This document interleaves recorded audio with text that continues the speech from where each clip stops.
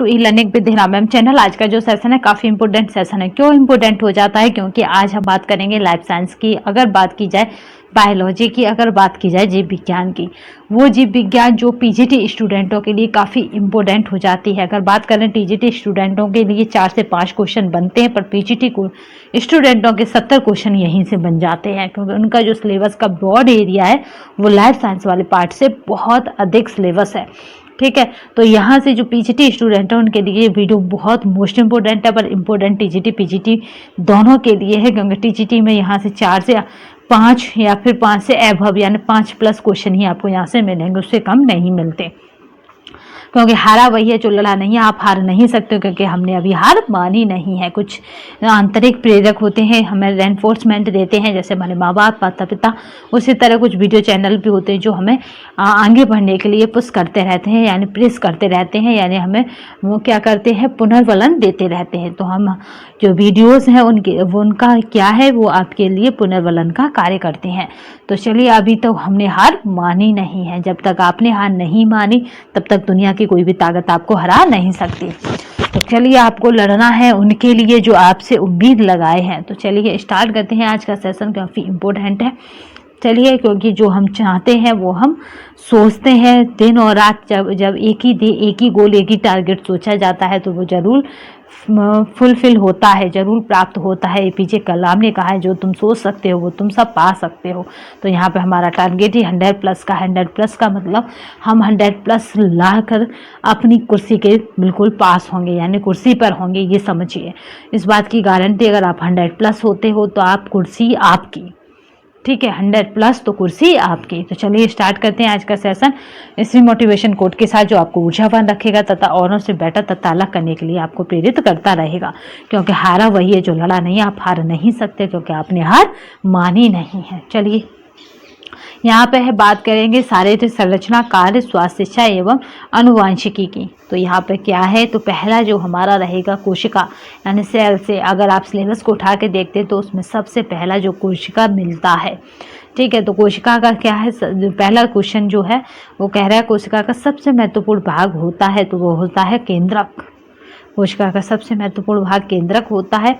केंद्रक की बात की जाए यानी न्यूक्लियस की बात की जाए तो कोशिका के मध्य भाग में अथवा किनारे की ओर गोल जैसी संरचना दृष्टिगोचर होती है। अधिकांश कोशिकाओं में केंद्रक एक ही होता है।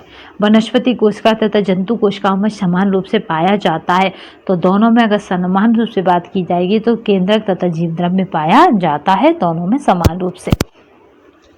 चलिए, अगर यहाँ पे बात की जाए तो न्यूक्लियस तथा प्रोटोप्लाज्म दोनों में समान रूप से पाया जाता है। यहाँ पे बात करते हैं जंतु कोशिका की और पादप कोशिका में, इनमें क्या देखा जा रहा है, डिफरेंस देखा जा रहा है।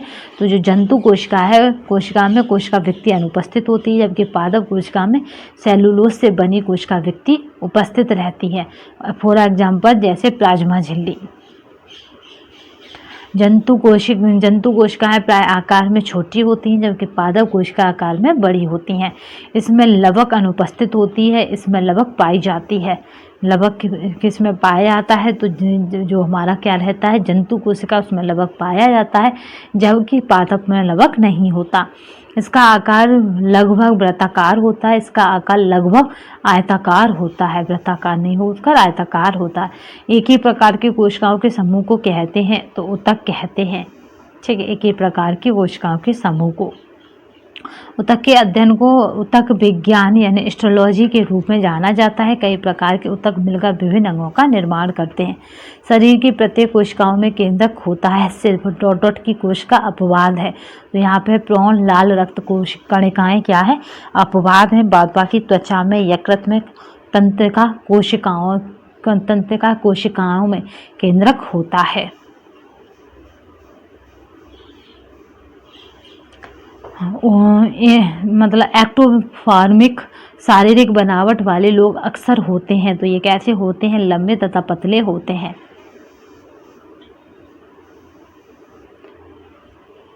ये मोटे व्यक्तियों की अपेक्षा अधिक कार्य कर सकते हैं। कोशिकाओं में लिपिड का संश्लेषण करता है। तो मैंने लिपिड आपको पढ़ा ही चुके हैं बसा में, अगर आपको ये टर्म याद आ रहा हो, मैंने कहा था कि इस बार वसा से ना लिपिड से क्वेश्चन बन सकता है। तो यहाँ पर अगर इसकी बात की जाए तो ये टर्म क्या देता है, तो ये मृदु एंडोप्लाज्मिक रेटिकुलम देता है। ठीक है, क्या करता है ये, कोशिका में लिपिड का संश्लेषण करता है। तो कौन करता है, तो मृदु एंडोप्लाज्मिक रेटिनॉल करता है। मृदु यानी सॉफ्ट स्मूथ एंडोप्लाज्मिक रेटिकुलम करता है।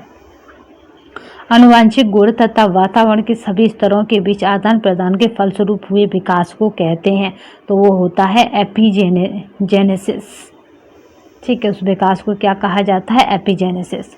आनुवांशिक गुणों एवं वातावरण के सभी स्तरों के बीच आदान प्रदान के फलस्वरूप हुए विकास को एपिजेनेसिस कहते हैं। कोशिका में प्रोटीन संश्लेषित करता है, तो क्या करता है, तो राइबोसोम करता है।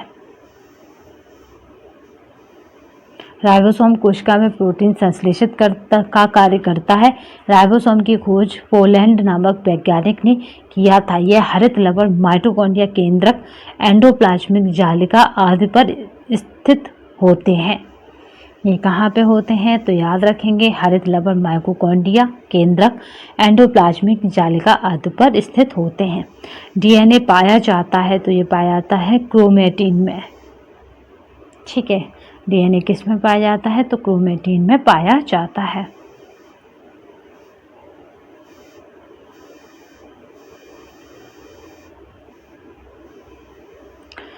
यह हमारे शरीर की सफलतम इकाई है, तो कोसा, तो यह का मतलब है कोसा।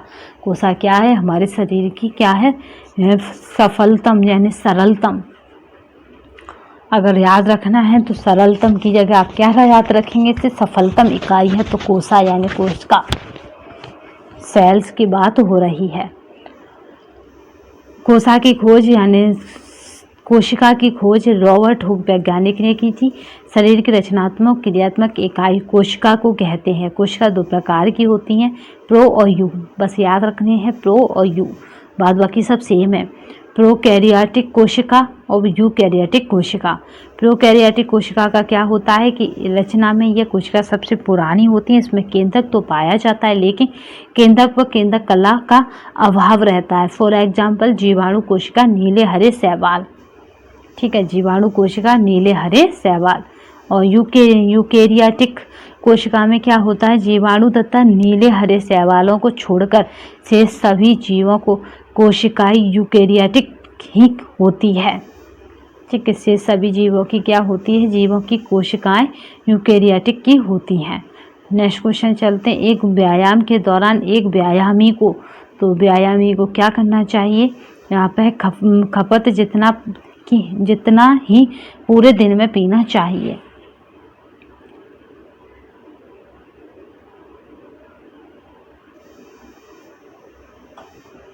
ठीक है, व्यायाम से आपको पता है पहले तथा बाद में कुछ भी खाते पीते नहीं है। तो खपत के दौरान एक व्यायामी को खपत जितना ही पूरे दिन में पीना चाहिए। व्यायाम करते समय या उसको करने के तुरंत बाद ना तो नहाना और ना पीना चाहिए।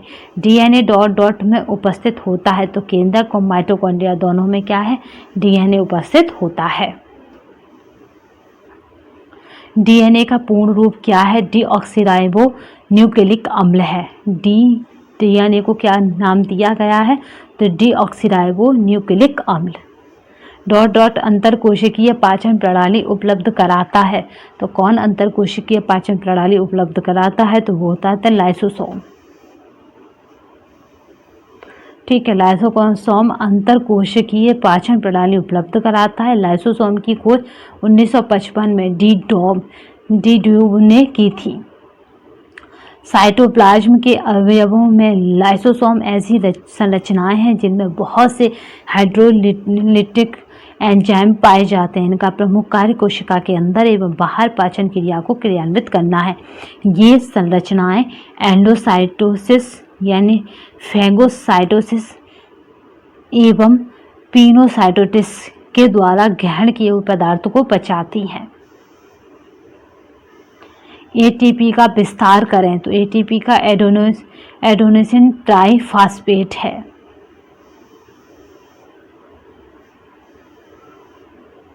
ठीक है, एडोनिसिन ट्राइफॉस्फेट यह ऑक्सीकरण तथा फास्फोरिकीकरण की प्रक्रिया में भाग लेता है। डॉट डॉट स्वयं प्रतिलिपिकारी है, तो यहाँ पे कौन स्वयं प्रतिलिपिकारी है? तो हमारा राइट आंसर रहेगा माइटोकॉन्ड्रिया। ये पीडीएफ आपको हमारे टेलीग्राम तथा व्हाट्सएप पे मिल जाएगी, तो परेशान होने की आवश्यकता नहीं है। माइटोकॉन्ड्रिया स्वयं प्रतिलिपिकारी है। यूकेरियोटिक कोशिकाओं की कोशिका द्रव्यमान एक सूक्ष्म गोलाकार क्षण या कण के आकार की संरचनाएं पाई जाती हैं, जिसे माइटोकॉन्ड्रिया कहते हैं। सर्वप्रथम अल्बर्ट वॉन कॉलिकर ने 1880 में किया था। तो याद रखिए माइटोकॉन्ड्रिया की खोज की थी कब? 1880 में। माइटोकॉन्ड्रिया बैक्टीरिया तथा नीले हरे शैवालों की कोशिकाओं को छोड़कर पौधों तथा जंतुओं की समस्त जीवित कोशिकाओं में पाई जाती है। केवल किसको छोड़कर? तो ये बैक्टीरिया तथा नीले हरे शैवालों को छोड़कर बाद बाकी सभी में पाई जाती है। कोशिका झिल्ली की लिपिड द्विपरत में फास्फोलिपिड्स हैं। तो फास्फोलिपिड्स क्या हैं? तो यहाँ पे जलभीरु और जलप्रिय दोनों हैं। तो ए और सी राइट आंसर रहेगा।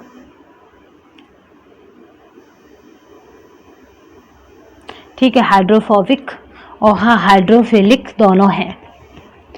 कोशिका एक शक्ति निवास है, तो क्या है? तो माइटोकॉन्ड्रिया। कोशिका की ऊर्जा गृह किसको कहा जाता है? तो माइटोकॉन्ड्रिया को कहा जाता है। माइटोकॉन्ड्रिया में ऊर्जा एडिनोसिन ट्राइफॉस्फेट यानी एटीपी के रूप में होती है। इसका निर्माण एडिनोसिन डाइफॉस्फेट यानी एडीपी एवं कार्बोनिक फॉस्फेट के संयोग से होता है, जिससे उत्पन्न ऊर्जा कोशिका भी विभिन्न प्रकार की क्रियाओं में काम आती है। कीटाणु कोशिकाएं जिस प्रक्रिया द्वारा बनती हैं उसे कहते हैं, तो यहाँ पे जो राइट आंसर रहेगा उसे कहते हैं म्यूसिस। ठीक है, उसे क्या कहेंगे? म्यूसिस कहते हैं। उसकी खोज सर्वप्रथम बीचमैन ने की थी, लेकिन इसका नामकरण फार्मर एवं मुर्रे ने किया है। खोज किसने की है? बीचमैन ने। शरीर के टिश्यू में पानी जमा होने को कहते हैं, ये मोस्ट इम्पोर्टेंट क्वेश्चन है, तो इसको ओडेमा कहते हैं। ये ओडेमा वाला क्वेश्चन काफ़ी इंपॉर्टेंट है, क्योंकि हर बार पूछा जाता है, जितनी बार कहें उतना बार कम है। इसमें क्या होता है? शरीर के टिश्यूओं में पानी जमा होने से ओडेमा या पे सूजन आ जाती है। भारत में यौन अनुपात है तो 933, 1000 गर्ल्स बॉयज़ पर कितनी? 933 गर्ल्स हैं। 1000 लड़कों पर 933 लड़कियां हैं। निम्नलिखित में से किसे कोशिका का सुसाइड बैग के नाम से जाना जाता है? तो जो हमें लायक होता है वो जब तक सुसाइड नहीं कर लेता तब तक हम उसका पीछा नहीं छोड़ते। तो इस तरह से याद रखेंगे, सुसाइड बैग यानी लाइसोसोम। जो लायक होता है उसे छोड़ते नहीं हैं, तो लाइकोसोम। क्या कहा जाता है?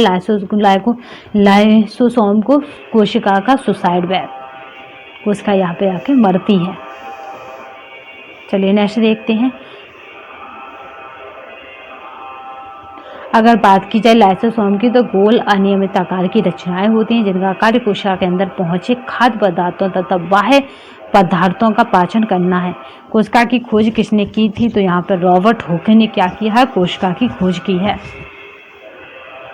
कोशिका की खोज 1665 ईस्वी में रॉबर्ट हुक ने सन 1839 ईस्वी में क्या नाम है? स्लाइडेन तथा स्वान ने कोशिका सिद्धांत का प्रतिपादन किया था, जिसके अनुसार सभी सजीवों का शरीर एक या एक से अधिक कोशिकाओं से मिलकर बना होता है तथा सभी कोशिकाओं की उत्पत्ति पहले से उपस्थित किसी कोशिका से होती है। यानी क्या माना जाता है? तो पहले से कोई कोशिका उपस्थित है, उसकी उपस्थिति से दूसरी कोशिका की उत्पत्ति होती है। जीव द्रव्य यानी प्रोटोप्लाज्म की कार्बनिक अणुएं हैं, तो किसके? तो वसा और न्यूक्लिक अम्ल के यानी डीएनए और आरएनए के। जीव द्रव्य यानी प्रोटोप्लाज्म के कार्बनिक अणु वसा और न्यूक्लिक अम्ल यानी डीएनए आरएनए के बने होते हैं। जीव द्रव्य को जीवन का भौतिक आधार माना जाता है, क्योंकि जीवों की समस्त जैविक क्रियाएं इसी में संपन्न होती हैं। यह एक रंगहीन अर्धपारदर्शक तथा अर्धतरल पदार्थ है, जिसमें कार्बनिक वसा एवं प्रोटीन पदार्थ घुले होते हैं। केंद्रक के अभाव में कोशिका के निम्न में से कौन अनुपस्थित होगा? तो गुणसूत्र।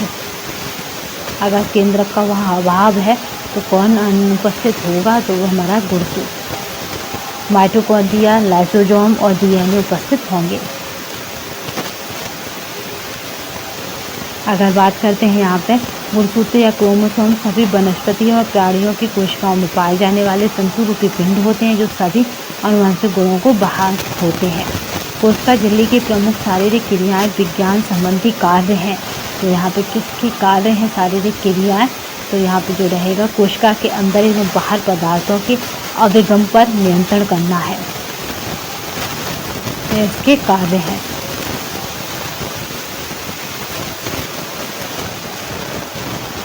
ये पीडीएफ आपको हमारे टेलीग्राम तथा व्हाट्सएप नंबर पर मिल जाएगी। निम्नलिखित में से किसे कोशिका के ऊर्जा संस्थान के रूप में जाना जाता है? तो माइटोकॉन्ड्रिया को कोशिका का ऊर्जा गृह कहा जाता है, या माइटोकॉन्ड्रिया को क्या कहा जाता है? Power house, cells of power house क्या कहा जाता है? माइटोकॉन्ड्रिया का। यानी कोशिका का ऊर्जा गृह कौन है? माइटोकॉन्ड्रिया है। कैसे भी पूछ लिया या याद रखेंगे। माइटोकॉन्ड्रिया को कोशिका के ऊर्जा संस्थान यानी पावर हाउस के रूप में जाना जाता है क्योंकि सभी खाद्य पदार्थों, कार्बोहाइड्रेट, वसा, प्रोटीन का ऑक्सीकरण यही होता है जिससे ऊर्जा उत्पन्न होती है। मानव कोशिका में उपस्थित गुणसूत्रों, नेक्स्ट क्वेश्चन देखते हैं। मानव शरीर में उपस्थित गुणसूत्रों की संख्या होती है, तो गुणसूत्रों की संख्या कितनी होती है? 23 प्लस XY। यहाँ पे बात करते हैं 23वां जो जोड़ा है वो क्या करता है? वो डिसाइड मतलब स्त्री और पुरुष में अलग अलग होता है। XY की बात करते हैं तो यहाँ पे अगर XX क्या है? स्त्रियों में पाया जाता है, जबकि XY पुरुषों में पाया जाता है। अगर बात करी जाए कि बर्थ की यानी कैसे पता पड़ता है कि आने वाला चाइल्ड बेबी जो होगा बॉयज़ हो गया या गर्ल्स, तो कैसे होता है? अगर गुणसूत्र जो XX मिलते हैं तो गर्ल्स होती है, याद रखिएगा, क्योंकि मदर के पास दोनों ही XX गुणसूत्र होते हैं, इसलिए मदर जिम्मेदार नहीं होती कि आने वाली संतान बॉयज़ होगी या गर्ल्स। और अगर क्या होगा XY मिलता है तो आने वाली संतान बॉयज़ बनती है। ठीक है। असंख्य छोटी इकाइयां जो जीवधारियों के शरीर की रचना करती हैं का नाम सर्वप्रथम कोशा रखा गया। जिसका श्रेय जाता है? तो किसने कोशा रखा यानी कोशिका किसने रखा? तो रॉबर्ट हुक ने ही कोशिका की खोज की थी, तो उन्होंने ही इसका नाम कोशिका रखा। कब की गई थी? तो 1665 में रॉबर्ट हुक ने बोतल की कार्क की एक पतली परत के अध्ययन के आधार पर मधुमक्खी के छत्ते जैसी संरचना देखी जिसे कोशा नाम दिया। कैसी संरचना देखी? जैसे मधुमक्खी का छत्ता होता है। कोशिका के जीवन का मूल आधार मुख्य रूप से क्या है जिसके ना रहने पर कोशिका मृत मानी जाती है? तो वह होता है केंद्रक। इसके ना रहने पर कोशिका क्या है? मृत मानी जाती है। केंद्रक कला, केंद्रक द्रव्य, केंद्रका और क्रोमेटिन धागे, ये सभी क्या हैं? तो ये सभी किसके पार्ट हैं? तो केंद्रक के 4 भाग होते हैं। अर्धसूत्री कोशिका विभाजन होते हैं, तो यहाँ पर राइट आंसर रहेगा मानव शरीर के प्रजनन तंत्र में।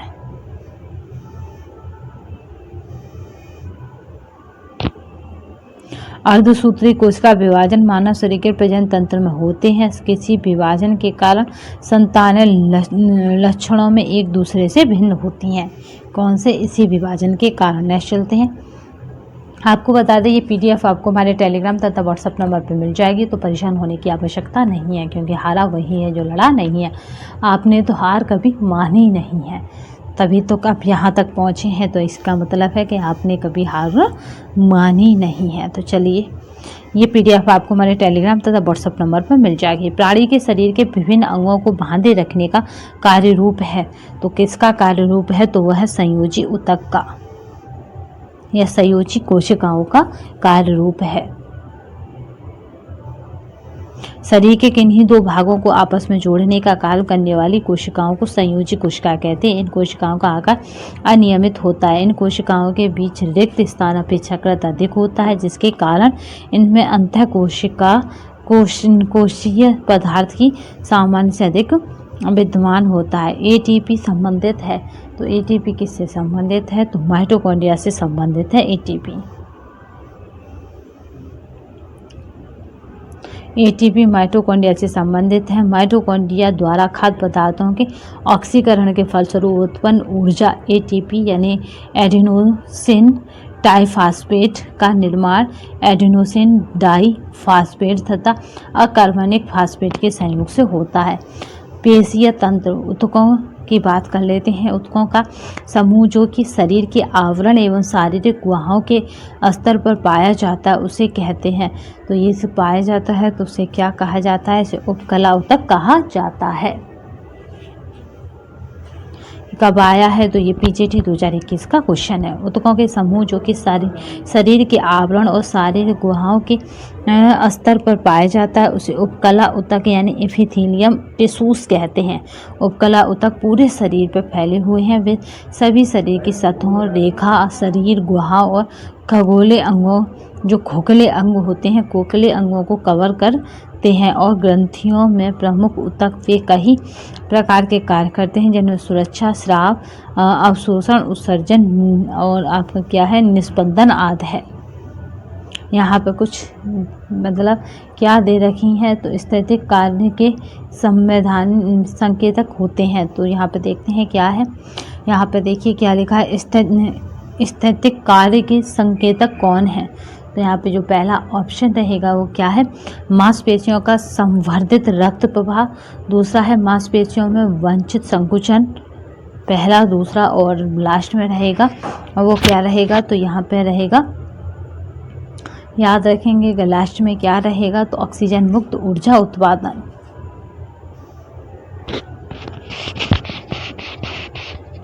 तो यहाँ पे ऑप्शन देखते हैं कि क्या रहेगा। तो ऑप्शन रहेगा ए, वी, डी। ऑप्शन के अकॉर्डिंग ही आपको राइट आंसर लगाना है।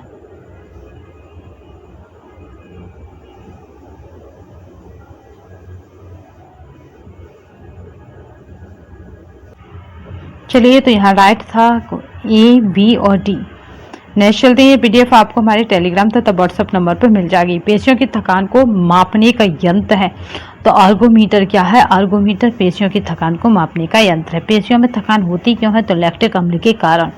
नेक्स्ट देखते हैं। अवकथन वजन को जमीन से उठाने के लिए पीठ की मांसपेशियों की बजाय टांग की मांसपेशियों का इस्तेमाल करना चाहिए। तर्क कह रहा है या कारण कह रहा है?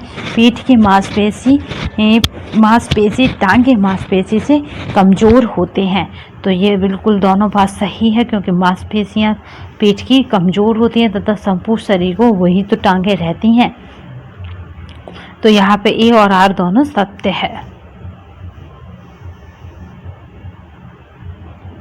ठीक है। वजन को जमीन से उठाने के लिए पीठ की मांसपेशियों की बजाय टांग की मांसपेशियों का इस्तेमाल करना चाहिए क्योंकि पीठ के मांसपेशी टांग की मांसपेशियों से कमजोर होते हैं। अतः अविघटन ए और आर दोनों सही हैं।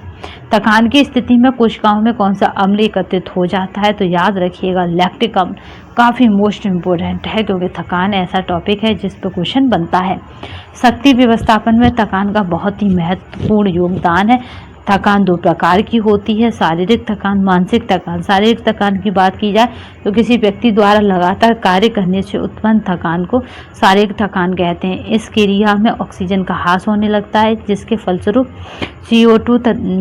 CO2 जल एवं लैक्टिक एसिड की मात्रा बढ़ जाती है जिससे थकान का अनुभव होता है। अगर बात की जाए मानसिक थकान की तो नीरस और कुंठाजन्य दो प्रकार की होती है। नीरस में क्या होता है? बोरियत और कमी रहती है, जबकि कुंठाजन्य में क्या होता है? असफलता का डर और कार्यकुशलता में कमी रहती है। काफ़ी समय के बाद अचानक व्यायाम करने के दौरान मांसपेशियों में ऐंठन क्यों होती है? तो आपने काफ़ी समय से क्या करा है? व्यायाम नहीं करा और फिर करते हैं तो ऐंठन होती है। तो ये होती है लैक्टिक एसिड के उत्पादन के कारण। लैक्टिक एसिड क्या करता है? तो ये क्या करता है? थकान उत्पन्न करता है।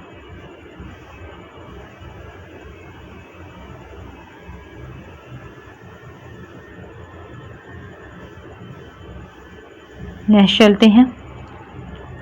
ठीक है। लैक्टिक एसिड के उत्पादन के कारण, और हमने अभी देखा था कि पेशियों की थकान को नापते किससे हैं? तो आर्गोमीटर। ठीक है। किससे नापते हैं? तो वो हमारा है आर्गोमीटर।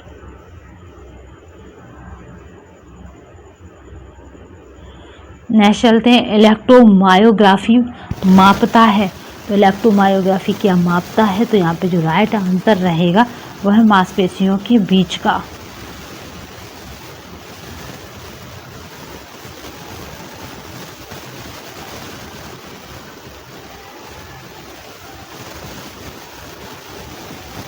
इलेक्ट्रोमायोग्राफी मांसपेशियों के बीच का इलेक्ट्रिक फेनोमेनियम मापता है। टिटैनी नामक रोग होता है, यानी पेशी तनाव जिसको बोलते हैं टिटैनी नामक रोग होता है। तो ये होता है शरीर में कैल्शियम का स्तर कम होने से।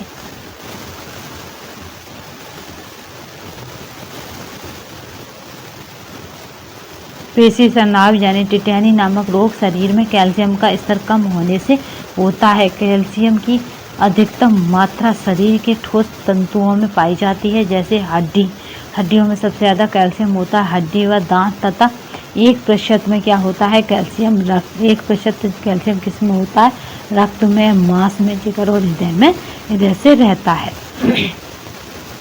यहाँ पे सूची, नेक्स्ट क्वेश्चन देखते हैं। यहाँ पे 2 सूची दी गई हैं, पहली सूची को हमें दूसरी सूची से मिलाना है। यहाँ पे पेयर्स बनाने हैं, क्योंकि पेयर्स वाली जो क्वेश्चन है वो यूजीसी नेट में काफ़ी इम्पोर्टेंट हो जाते हैं, या कहें यूजीसी नेट में बहुत आते हैं। तो प्रक्षेपित गति की बात की जाए तो ये क्या है, स्कंद जोड़ है। ठीक है, प्रक्षेपित गति क्या है, स्कंद जोड़ है। स्थितिक गति की बात की जाए तो ये क्या होती है, कोहनी का जोड़ होता है। और स्थितिक संकुचन की अगर बात की जाती है तो ये क्या होती है, अचल वस्तु को उठाना होता है। ठीक है, अचल वस्तु को उठाना होता है। फ्लेक्सरस यानी आकोचनी और तथा एक्सटेंसर यानी प्रसारणी, तो इनकी अगर बात की जाती है तो यहाँ क्या होता है, तो ये दोनों के दोनों किससे मिले होते हैं, तो ये गुरुत्व विरोधी मांसपेशियां होती हैं।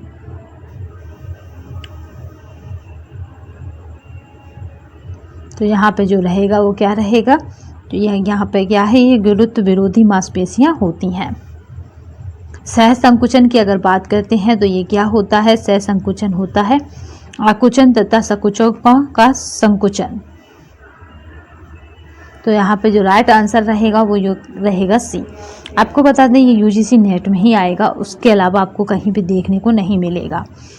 प्रक्षेपित गति स्कंद जोड़, स्थितिक गति कोहनी जोड़, स्थितिक संकुचन अचल वस्तु को उठाना और आकुचन यानी फ्लेक्सर गुरुत्व विरोधी मांसपेशियां तथा सह संकुचन यानी आकुचन तथा संकुचकों का संकुचन। अविकथन जो कह रहा है कि कार्य निष्पादन में योगदान दिए बगैर देह को या उसके किसी भाग को स्थिर। आपको बता दें कि आपके लिए गुड न्यूज़ है। बता क्या कि अगर आप मतलब इसी तरह अगर तत्परता से पढ़ते रहे तो हम सोच रहे हैं कि सिलेबस वाइज टॉपिक, हर एक टॉपिक को हम सिलेबस वाइज कराएं। और बस जल्दी ही जैसे ही हमें लगता है कि बेटर हो गए, यानी पहले से काफ़ी हद तक सुधार हो गया है, तो हम क्या करेंगे कि जो सिलेबस में जैसे कोई टॉपिक होगा कार्बोहाइड्रेट, तो हम कार्बोहाइड्रेट के बारे में पढ़ेंगे, फिर उसके बाद एमसीक्यू लगाएंगे। अभी तो ये कंटेंट हम इसलिए आपको प्रोवाइड करा रहे हैं क्योंकि इतनी मोटी बुक आपको पढ़ना मोस्ट इम्पोर्टेंट है। पूरा एक सागर नहीं पढ़ सकते, पर सागर को लोटे में अगर बांट लिया जाए तो पूरा सागर आप पी सकते हैं। तो इसीलिए ये बुक काफ़ी इम्पोर्टेंट है किसी भी होम साइंस के एग्ज़ाम के लिए। तो हम जब ये बुक पूरी कवर कर लेंगे तो उसके बाद देन हमें करना क्या है कि सिलेबस उठाना, और सिलेबस के बाद देखना है अच्छा बसा के बारे में हम कौन कौन से पॉइंट जानते हैं, ठीक है, उन्हें एक बार रिकॉल कर लेंगे, फिर उसके बाद देन और डीपली जाकर फिर उसके बाद एमसीक्यू लगा लेंगे। तो हमारा कहीं से भी एग्ज़ाम छूटेगा नहीं, किसी भी स्टेट का क्यों ना हो। चलिए तो अवकथन देखते हैं। कार्य निष्पादन योगदान दिए बगैर देह को या उसके किसी भाग को स्थिर स्थिति में रखने के लिए आवश्यक स्थितिक मांसपेशियां संकुचन के कारण स्थितिक कार्य का परिणाम निकलता है। तो कारण क्या कह रहा है कि मांसपेशियां गतिविधि के दौरान रक्त वाहिनियों का अधरोधन मांसपेशियों में रक्त प्रवाह के लिए गंभीर रूप से हानिकारक हो सकता है, जिसका परिणाम दर्द तथा मांसपेशियां निर्बलता का होता है। तो यहाँ पे जो राइट आंसर रहेगा वो क्या रहेगा, ए और आर दोनों सत्य हैं, क्योंकि यहाँ पे मांसपेशियों के बारे में थोड़ा सा डीपली बताया जा रहा है। जब यूजीसी एग्ज़ाम इस बार आएगा तब हम क्या करेंगे कि इसके यूजीसी एग्ज़ाम वाले जो क्वेश्चन है ना उनको डीपली समझेंगे, क्योंकि अभी हमारे लिए जो समझना इम्पोर्टेंट है, ये तो केवल करना इम्पोर्टेंट है, बट समझना अभी क्या है हमें इस तरह के क्वेश्चन जो पीजीटी 2019 के टाइप के क्वेश्चनों को, यानी उदर आंत भित्ति डॉट डॉट से बना होता है। तो उदर आंत भित्ति की अगर बात की जाए तो ये किसका बना होता है, तो याद रखिएगा गैस्ट्रोइंटेस्टाइनल का बना होता है। बैल लघु मांसपेशियों से बना होता है। ये किससे बना होता है, तो स्मूथ मसल से बना होता है। हमारे शरीर में अंगों की गति एवं गमन के लिए विशेष प्रकार के सफ़ेद या लाल से ऊतक होते हैं, जिन्हें स्मूथ मसल्स कहते हैं। तो उधर आंत भित्ति को क्या कहते हैं, तो याद रखेंगे गैस्ट्रोइंटेस्टाइनल कहते हैं। बेल, ठीक है, का किससे बना होता है, तो स्मूथ मसल से बना होता है। शरीर में श्वेतसार की अधिकता होने पर ग्लूकोज त्वचा के नीचे ऊतक के रूप में जमा हो जाते हैं। तो ये कैसे जमा होते हैं, तो एडिपोज ऊतक के रूप में, ठीक है। एडिपोज यानी बसीय ऊतक में एकत्रित हो जाते हैं। सामान्यतः शरीर में अवशोषित होने वाला स्टार्च आवश्यकता से अधिक बसीय ऊतकों से में जमा हो जाता है। मांसपेशियों के कार्य कारण के संबंध में मूल रूप से शरीर का हिलना डुलना निम्नलिखित में से क्या है, तो यहाँ पे जो राइट आंसर रहेगा कि क्या है हिलना डुलना, तो पहला रहेगा फ्लेक्सियन है। दूसरा क्या रहेगा यहाँ पे, दूसरा जो ऑप्शन रहेगा वो रहेगा एक्सटेंशन है। अभिकथन कह रहा है कि सशक्त मांसपेशियां गतिविधि के दौरान ऑक्सीजन यानी दैहिक मांसपेशियों के अंदर की उपस्थिति में ग्लाइकोजन खंडित होता है और उपापचय इलेक्ट्रिक एसिड यानी CO2 ऊष्मा तथा आर्द्रता के साथ साथ ऊर्जा निष्कासित करता है। जबकि कारण कह रहा है कि सशक्त मांसपेशियां गतिविधि के दौरान O2 कुछ समय बाद ऊर्जा के निष्कासन को प्रतिबंधित करता है, क्योंकि दैहिक मांसपेशियों के उपापचय के संचालन में जुड़ी हैं। तो यहाँ पे पूछा जा रहा है कि कौन सा स्टेटमेंट सही है, तो यहाँ पे जो राइट आंसर रहेगा वो बताना है। तो इसका जो राइट आंसर रहेगा वो क्या है कि ए सही है और आर क्या है, असत्य है। चलिए नेक्स्ट देखते हैं, जो काफ़ी इम्पोर्टेंट क्वेश्चन है।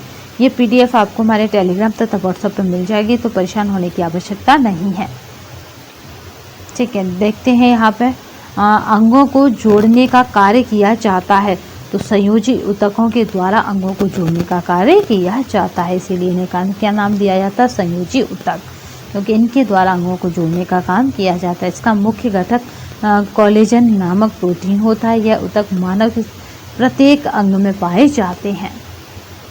संयोजी ऊतक क्या है, मानव के प्रत्येक अंग में पाए जाते हैं। इनका मुख्य घटक कौन होता है, तो कोलेजन नामक प्रोटीन होता है। पेशियों के सिरे अस्थियों से किसके द्वारा बंधे रहते हैं, तो यहाँ पे जो राइट आंसर रहेगा वो क्या रहेगा, तो ये है कंडराओं के द्वारा, ठीक है। कंडाओं की अगर बात की जाए तो इन्हें कहेंगे टेंडनस।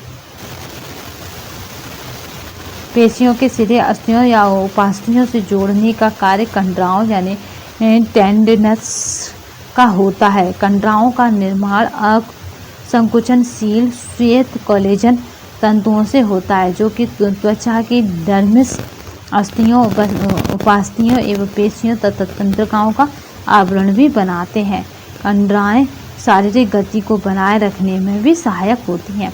शरीर में लगभग मांसपेशियां होती हैं, तो ये कितनी होती हैं, तो 500 से 600 होती हैं शरीर में मांसपेशियां, जिनमें सर्वाधिक पेशियां पीठ में यानी 180 पाई जाती हैं। कुल पेशियां कितनी होती हैं, तो 500 से 600 यानी 600 कुल कितनी होती हैं, तो 639 यानी 63, ठीक है। 6 का आधा कर दीजिए 3 हो गया, और 6 का और 3 का दुगना कर दीजिए तो 9 हो गया, 639।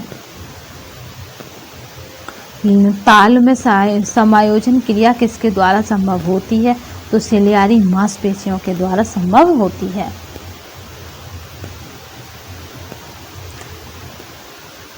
सिलियारी मांसपेशियां यानी रोमन मांसपेशियां एक प्रकार की वृत्ताकार मांसपेशियां होती हैं, जो जेन्यूल्स को शिथिल और संकुचित करके नेत्र के लेंस को परिवर्तित कर फोकस करने में सहायता करती हैं। पेशियों के विकास के लिए आवश्यक है, तो इनमें से सभी प्रोटीन युक्त भोजन, व्यायाम व विश्राम, स्वच्छ वायु।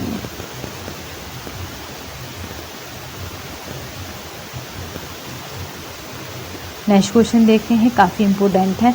तुंद यानी बैली बैली क्या है? तो तुंद माने होता है पेट, याद रखिएगा। मानव शरीर की मांसपेशियों का मध्य भाग होता है। तो बैली क्या होता है? तो ये एक प्रकार का क्या है? ये एक प्रकार का मध्य भाग है। ऐच्छिक पेशियां हैं, तो यहाँ पे ऐच्छिक पेशियां जिनमें गहरी तथा हल्की धारियां पाई जाती हैं। इन पर किसी अन्य नियंत्रण नहीं होता है। ये शरीर के अन्य अंगों में पाई जाती हैं जो इच्छा के अधीन रहकर कार्य नहीं करते। ठीक है, याद रखिएगा, ये शरीर के उन अंगों में पाई जाती हैं जो इच्छा के अधीन रहकर कार्य नहीं करते। तभी तो क्या कहते हैं? इच्छुक पेशी। इन पर नियंत्रण नहीं होता है। ये गहरी तथा हल्की धारियां पाई जाती हैं। तो उपयुक्त सही राइट आंसर रहेगा।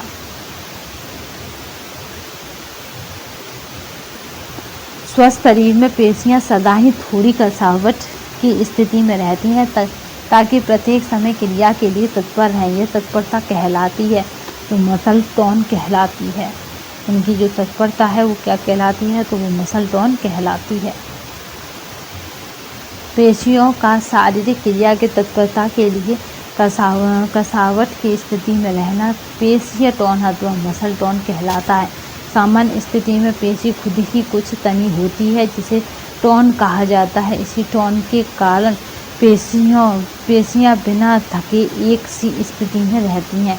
यह पूरी प्रक्रिया एक कार्य प्रणाली पर आधारित है जिसके द्वारा अलग अलग समूहों के पेशीय तंतु संकुचित और शिथिल होते हैं जो हर समूह को आराम और सक्रियता की अवधि प्रदान करते हैं। मांसपेशियां जल, प्रोटीन, खनिज लवण तथा वसा आदि हैं। तो कितने हैं? ये याद रखिएगा, 70% है बॉडी में।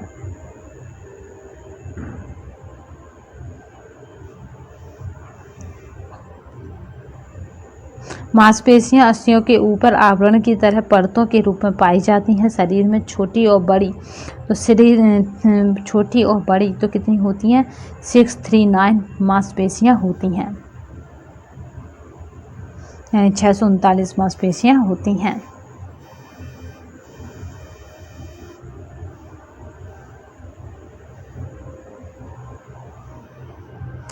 नेक्स्ट क्वेश्चन देखते हैं। मांसपेशियां शरीर के कुल भाग के लगभग कितने प्रतिशत होती हैं?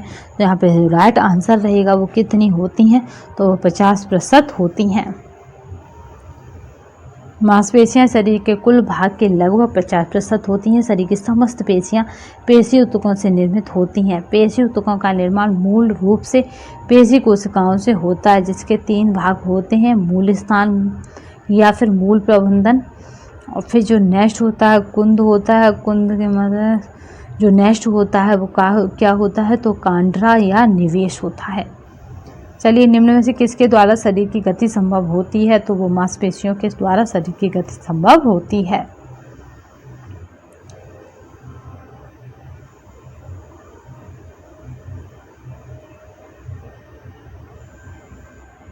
अब जो हम देखेंगे वो हमारा पॉइंट रहेगा सी, यानी अस्थि तंत्र। बी तक हम कंप्लीट कर चुके हैं। अस्थि तंत्र की बात की जाए तो जब हड्डियां टूट जाती हैं तो रक्त का धक्का जम जाता है। इसे क्या कहा जाता है? तो इसको कहा जाता है हेमरेज। जी, क्या कहा जाता है? तो हेमरेज कहा जाता है।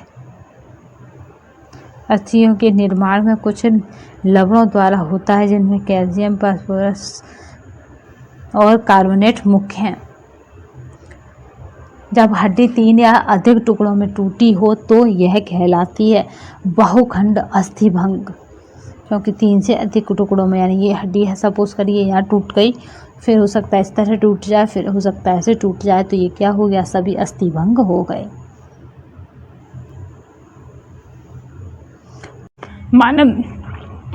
मानव शरीर में सबसे लंबी अस्थि तो यहाँ पे कौन किसकी होती है? जो जंघा की होती है, जंघास्थि होती है।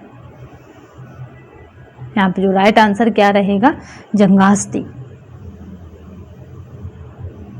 मानव शरीर में सबसे लंबी हड्डी एवं सबसे मजबूत हड्डी फीमर होती है। फीमर की बात की जाए तो ये जंघे की लंबी, मजबूत तथा त्रिभुजाकार हड्डी यानी नितंबस्थि यानी हिप बोन एवं अंतरजंघिका यानी ये बहुत पूछी गई है, टिबिया के मध्य स्थित रहती है। टिबिया क्या है? तो याद रखिएगा टिबिया क्या है, तो ये क्या है? अंतरजंघिका है।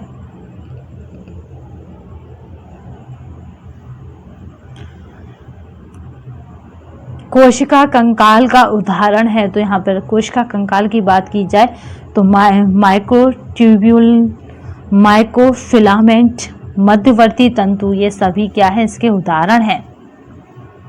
ये पीडीएफ आपको हमारे टेलीग्राम तथा व्हाट्सएप नंबर दोनों पर मिल जाएगी। नेक्स्ट चलते हैं। अभिकथन कह रहा है जब मजबूत हड्डियां तथा दांतों के लिए कैल्शियम तथा विटामिन डी दोनों की आवश्यकता होती है, जबकि कारण क्या कह रहा है कि विटामिन डी आंतों में कैल्शियम की अवशोषण में सहायता करता है। तो जो विटामिन डी है वो क्या करता है? आंतों में कैल्शियम के अवशोषण में सहायता करता है। तो यहाँ पे दोनों ही स्टेटमेंट सही हैं, तो ए आर दोनों सही है। नेक्स्ट चलते हैं। स्टर्नम को कहते हैं, तो इसको कहते हैं सीने की हड्डी। सीने की हड्डी को स्टर्नम कहते हैं। इस लंबी एवं चपटी अस्थि वज्र के बीच में गर्दन के नीचे पेट के ऊपर स्थित होती है। पसलियों के सामने की सिरे इसी की लंबाई के अनुदिश दोनों ओर से जुड़े होते हैं। मनुष्य के क्रेनियम में कितनी हड्डियां उपस्थित होती हैं? तो 8 होती हैं। वॉन चाइना नाम पड़ा क्योंकि यह बनता है, तो ये किससे बनता है? यानी बोन चाइना की अगर बात की जाए तो ये किससे बनता है? तो ये हड्डी की राख से बनता है। बोन माने होता है हड्डियां, हड्डी की राख से बनता है। जीआईसी प्रवक्ता का है ये क्वेश्चन। बोन चाइना एक प्रकार का मुलायम पेस्ट है, हड्डी की राख से के कारण इसे बोन चाइना के नाम से जानते हैं। बोन चाइना बनाने में 50% हड्डी की राख, कितनी? 50% हड्डी की राख, 26% चीनी मिट्टी और बाकी चाइना स्टोन का प्रयोग किया जाता है, इसलिए बोन चाइना इसका नाम है। कैल्शियम किसके लिए आवश्यक है? तो ये स्वस्थ अस्थियों के लिए या अस्थियों के लिए आवश्यक है। शरीर में अन्य खनिज लवणों की अपेक्षा कैल्शियम की मात्रा सबसे अधिक रहती है। हमारे शरीर में कुल भार का 4% भाग खनिज लवण का होता है। अस्थियों की वृद्धि एवं विकास के लिए कैल्शियम अत्यंत जरूरी है। दूध कैल्शियम प्राप्ति का सर्वोत्कृष्ट साधन है। दूध में उपस्थित कैल्शियम का अवशोषण शरीर में पूर्ण रूप से हो जाता है।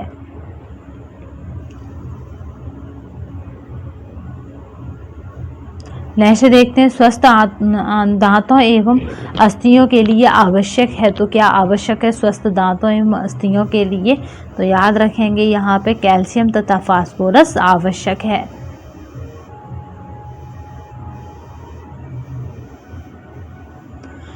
कैल्शियम अस्थियों की वृद्धि एवं विकास के लिए क्या है? कैल्शियम अत्यंत जरूरी है, परंतु शरीर में कैल्शियम का क्या होता है? पूर्ण उपयोग तभी हो सकता है जब कैल्शियम एवं फास्फोरस का अनुपात क्या हो?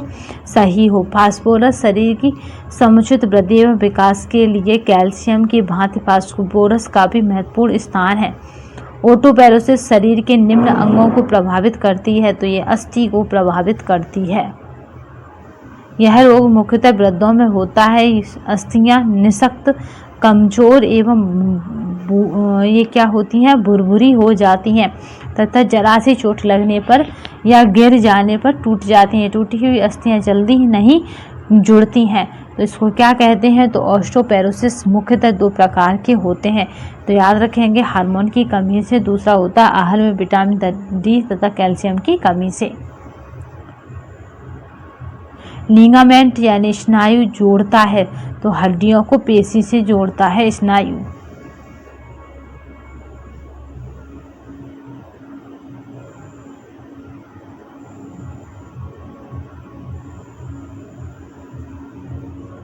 ठीक है, नेक्स्ट क्वेश्चन चलते हैं। नेक्स्ट क्वेश्चन देखते हैं। अस्थियां क्या संधि स्थल पर जिन लचीली सफ़ेद मजबूत बंधनों से जुड़ी रहती हैं उन्हें लिगामेंट कहते हैं। याद रखेंगे उन्हें क्या कहते हैं? उन्हें लिगामेंट कहते हैं। स्नायु या अस्थिबंध कहलाती हैं। हड्डी में कौन सा लवण सबसे अधिक होता है? तो अगर बात की जाए कौन सा लवण सबसे अधिक होगा, तो कैल्शियम फास्फेट क्या होगा? सबसे अधिक होगा हड्डियों में।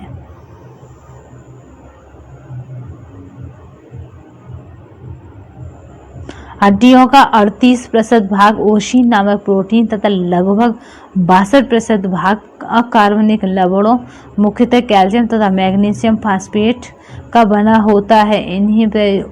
इन्हीं लवणों की उपस्थिति के कारण ही हड्डियों को ठोस एवं कठोर होती हैं।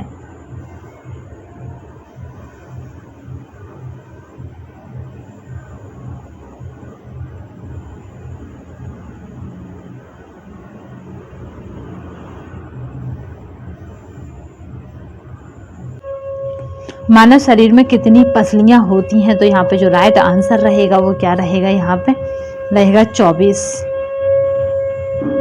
मानव शरीर में कुल 24 पसलियां होती हैं। ये वक्ष के दोनों तरफ 12-12 होती हैं। ये सभी अर्धचंदाकार होती हैं। ये पीछे की ओर मेरुदंड से जुड़ी होती हैं। तभी देखा होगा एक्सीडेंट में यही पसलियां टूटती हैं।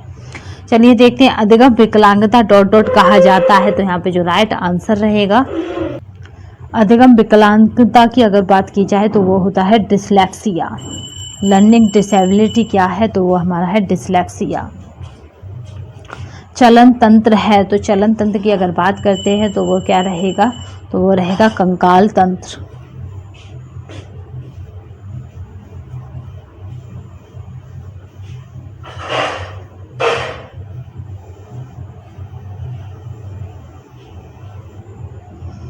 नेक्स्ट देखते हैं, मानव शरीर के विभिन्न अंगों को घूमने में कंकाल तंत्र की सहायता प्रदान करता है। जो कंकाल तंत्र है ये सहायता प्रदान करते हैं।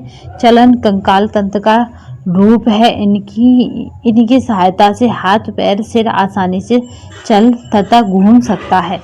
दो या दो से अधिक अस्थियों के जोड़ को क्या कहते हैं? तो यहाँ पे जो राइट आंसर रहेगा कि क्या कहा जाता है? तो यहाँ पे जो राइट आंसर है उसे संधि कहा जाता है।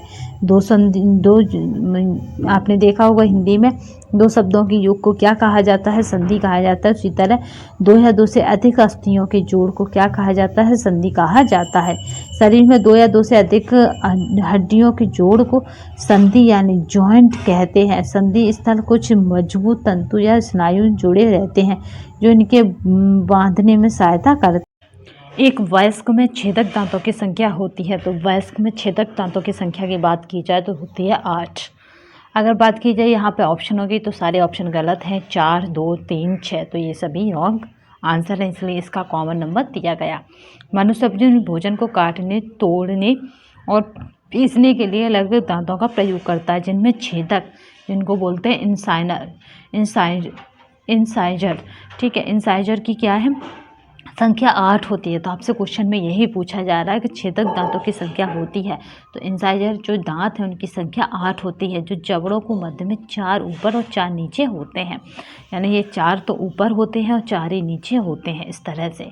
अब चलते हैं, ये भोजन को काटने का काम आते हैं। इसी प्रकार भेदक या रत्नक, जिनको बोलते हैं कैनाइन, जो संख्या में 4 होते हैं, जो यहाँ पे हो जाते हैं इस तरह से। तो ये संख्या में कितने होते हैं? 4 होते हैं और भोजन को फाड़ने का काम आते हैं। इसी प्रकार अग्रचर्वक जो दांत होते हैं वो 8 और तथा चर्वक दांतों की संख्या 12 होती है। ये दोनों ही भोजन को चबाने के काम आते हैं। नेक्स्ट चलते हैं, शंखास्थि है तो शंखों की तरह कौन सी अस्थि बनी हुई है? तो वो कान की अस्थि है। आपने देखा होगा कुछ इस आकार की होती है, तो शंखी डिजाइन होती है, इसे बोलते हैं इसे शंखास्थि। कान की अस्थियां शंखास्थि का पिछला भाग होती हैं। गर्दन की पेशियां इसी कर्णमूल भाग से जुड़ी रहती हैं। शंखास्थि शरीर की एक बहुत महत्वपूर्ण हड्डी होती है, जो सिर के दोनों ओर तथा आधार पर स्थित होती है। शरीर में अस्थियों की उपयोगिता है क्योंकि यह शरीर को आकृति तथा गति प्रदान करती हैं। दूसरा ऑप्शन है शरीर के भीतर कोमल अंगों को सुरक्षा प्रदान करती हैं। तीसरा ऑप्शन है शरीर को दृढ़ता प्रदान करती हैं। चौथा ऑप्शन है उपयुक्त सभी। तो यहाँ राइट आंसर हो जाएगा उपयुक्त सभी, क्योंकि अगर अस्थियाँ ना हो यानी अस्थियों की ना हो तो ये सभी कार्य शरीर नहीं कर सकता। एकदम ऐसा हो जाएगा जैसे सॉफ्ट कोई चीज़ होती है, यानी मुड़ जाया करेगा।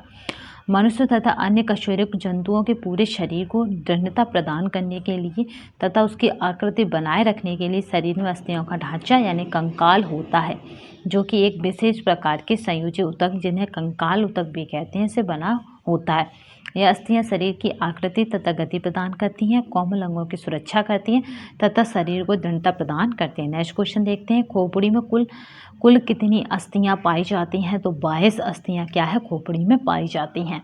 अगर 22 अस्थियों की बात की जाए तो मानव खोपड़ी की गर्दन के ऊपर स्थित सिर का कंकाल है, जो कशेरुका दंड के ऊपर वाले सिरे पर टिकी रहती हैं। इसकी अस्थि रचना 2 भागों में बटी रहती है, यथा कपाल और चेहरा।